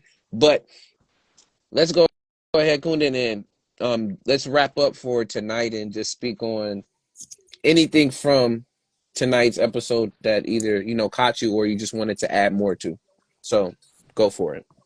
I also wanted to add that instead of systemic solutions, we have what I call uh, inspiration porn and poverty porn and emotion porn, right? Where we have charity and we have charity industrial complex. Uh, there is like even shows like Fear Factor, right? Or even the Ellen Show, right? Like with Yeah. Fear Factor, it's like people are forced to do dangerous things to themselves that are harmful, or embarrassing things to themselves, like walking naked in front of a crowd, right? Debase themselves like that, uh, Yes. humiliate themselves, or do dangerous things like touch, walk over a wire over the ocean, or even like touch an electric wire, right? Uh, and Yeah. like risk electric shock multiple times. Uh, and and there's like a fetish involved with that too, with creators of these type of shows, like getting off that, right? And same thing with TikTok. TikTok is like a smaller version of shows like Fear Factor because if you get enough views, then you will get monetization, right? Then you can get or YouTube partnerships, right, where you can get paid, you can get sponsors, right? If you look at TikTok challenges, they're getting more and more dangerous, and they're targeting younger and younger people, right? Whether it's Yes. the ice bucket challenge or walking on nails, right? Uh, things like that. Tripods. Uh, you right, Tide Pods, yeah. The t- And the Pocky chips. All those hot this also has challenges. inspiration, yeah. And that's what I call inspiration porn, right? And then because they're, they're targeting younger and younger people, it gets them in contact with these pedophiles who reach out to them. And some of the pedophiles themselves might be creating these challenges as well that go viral, right? And so now they're in Mm, communication with these kids. They can learn them as well, right? So there's that going on TikTok. And then on the Ellen Show and similar shows, there's a formula to it where, you will see like poor person doing some great thing, right? And the poor person needs money, and then suddenly she surprises the poor person with a $30,000 check, which by the way is often not even her own money, but some sponsor of the show, right? Giving the check because then they get name recognition through giving the check, and then you see the person crying in relief, right? And and happiness, right? So there's a tension is built, then there's a release of the tension. That's what I call emotion porn, right? So instead of a systemic solution, these individuals are lifted up as great examples who need to be rewarded. So the reward yeah. and punishment system, right? In a false meritocracy, right? It's not real meritocracy, where like they will give uh, the movie role, for example, to the most qualified person who just happens to be white, right? Or or Christian or Muslim or the top, right? Whoever Yeah. is, at the top of the hierarchy, right? And so instead of systemic solution, we have those because and that's why they built it as an individualist society and a false meritocracy. Because then they can blame the individual and say they're just lazy or not hardworking enough and just keep everybody Mm, caged and fighting for, yeah, just keep them in the treadmill, right? Like, like recently, um, my aunt got through a car accident and she got a huge settlement, right? Uh, that and only my uncle is working, and at first we thought my uncle could quit his job and just put the money in an investment account and just live on the yeah. interest. But no, not really. It's not enough. uh, and he can't quit for at least 3 more years, it turns out, right? Because of all the rules and how little the interest rate is, and they say the interest rates might fall next year because they want to curb inflation, right? And Wow. it's like, wow.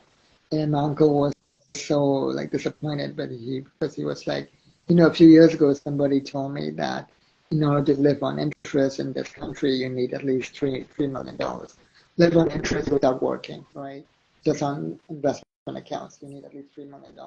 And he said at that time he thought that person was being so arrogant or prideful, right? Just showing off. Mm. But now he's like, oh, I understand what he meant. Like you really do need at least $3 million to be able to quit working and just live on interest. Wow.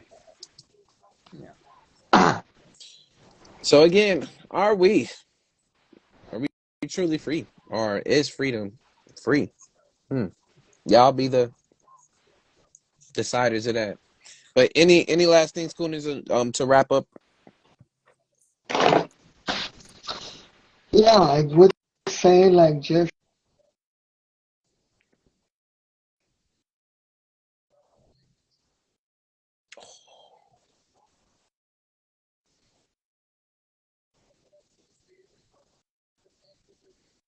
They really been trying to play us tonight, y'all. trying to disagree with them. Yeah, All right, there we go. All right, just go ahead. be careful of narrative warfare when you look at history as well. Don't just look at what happened in the last 100 years and decide who is the villain and the perpetrator. Look at look longer. Look at what happened in the last 1,000 years, the last 2,000 years, to know really understand what's happening in a region and why people. Don't just look Mm. at yeah. Don't just look at it. It's like um, they are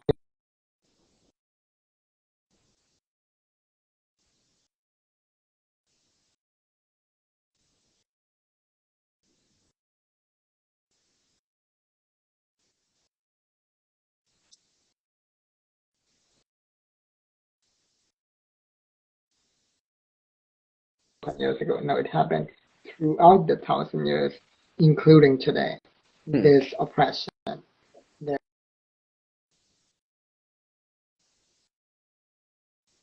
in Malaysia and Afghanistan, Pakistan, right, by these Abrahamic supremacists, right, including both the Christians and the Islamists, the Islamic colonizers. Mm.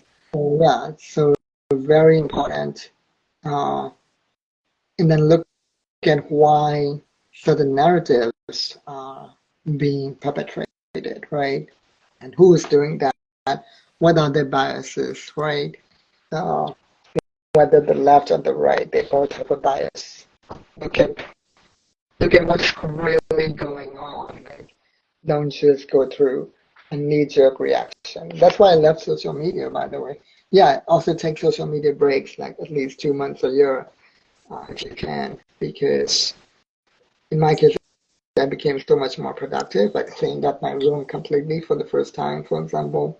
Uh, yeah, I created book clubs and fundraising for that book, Caste is Not Hindu, things like that, because I rejoined just today.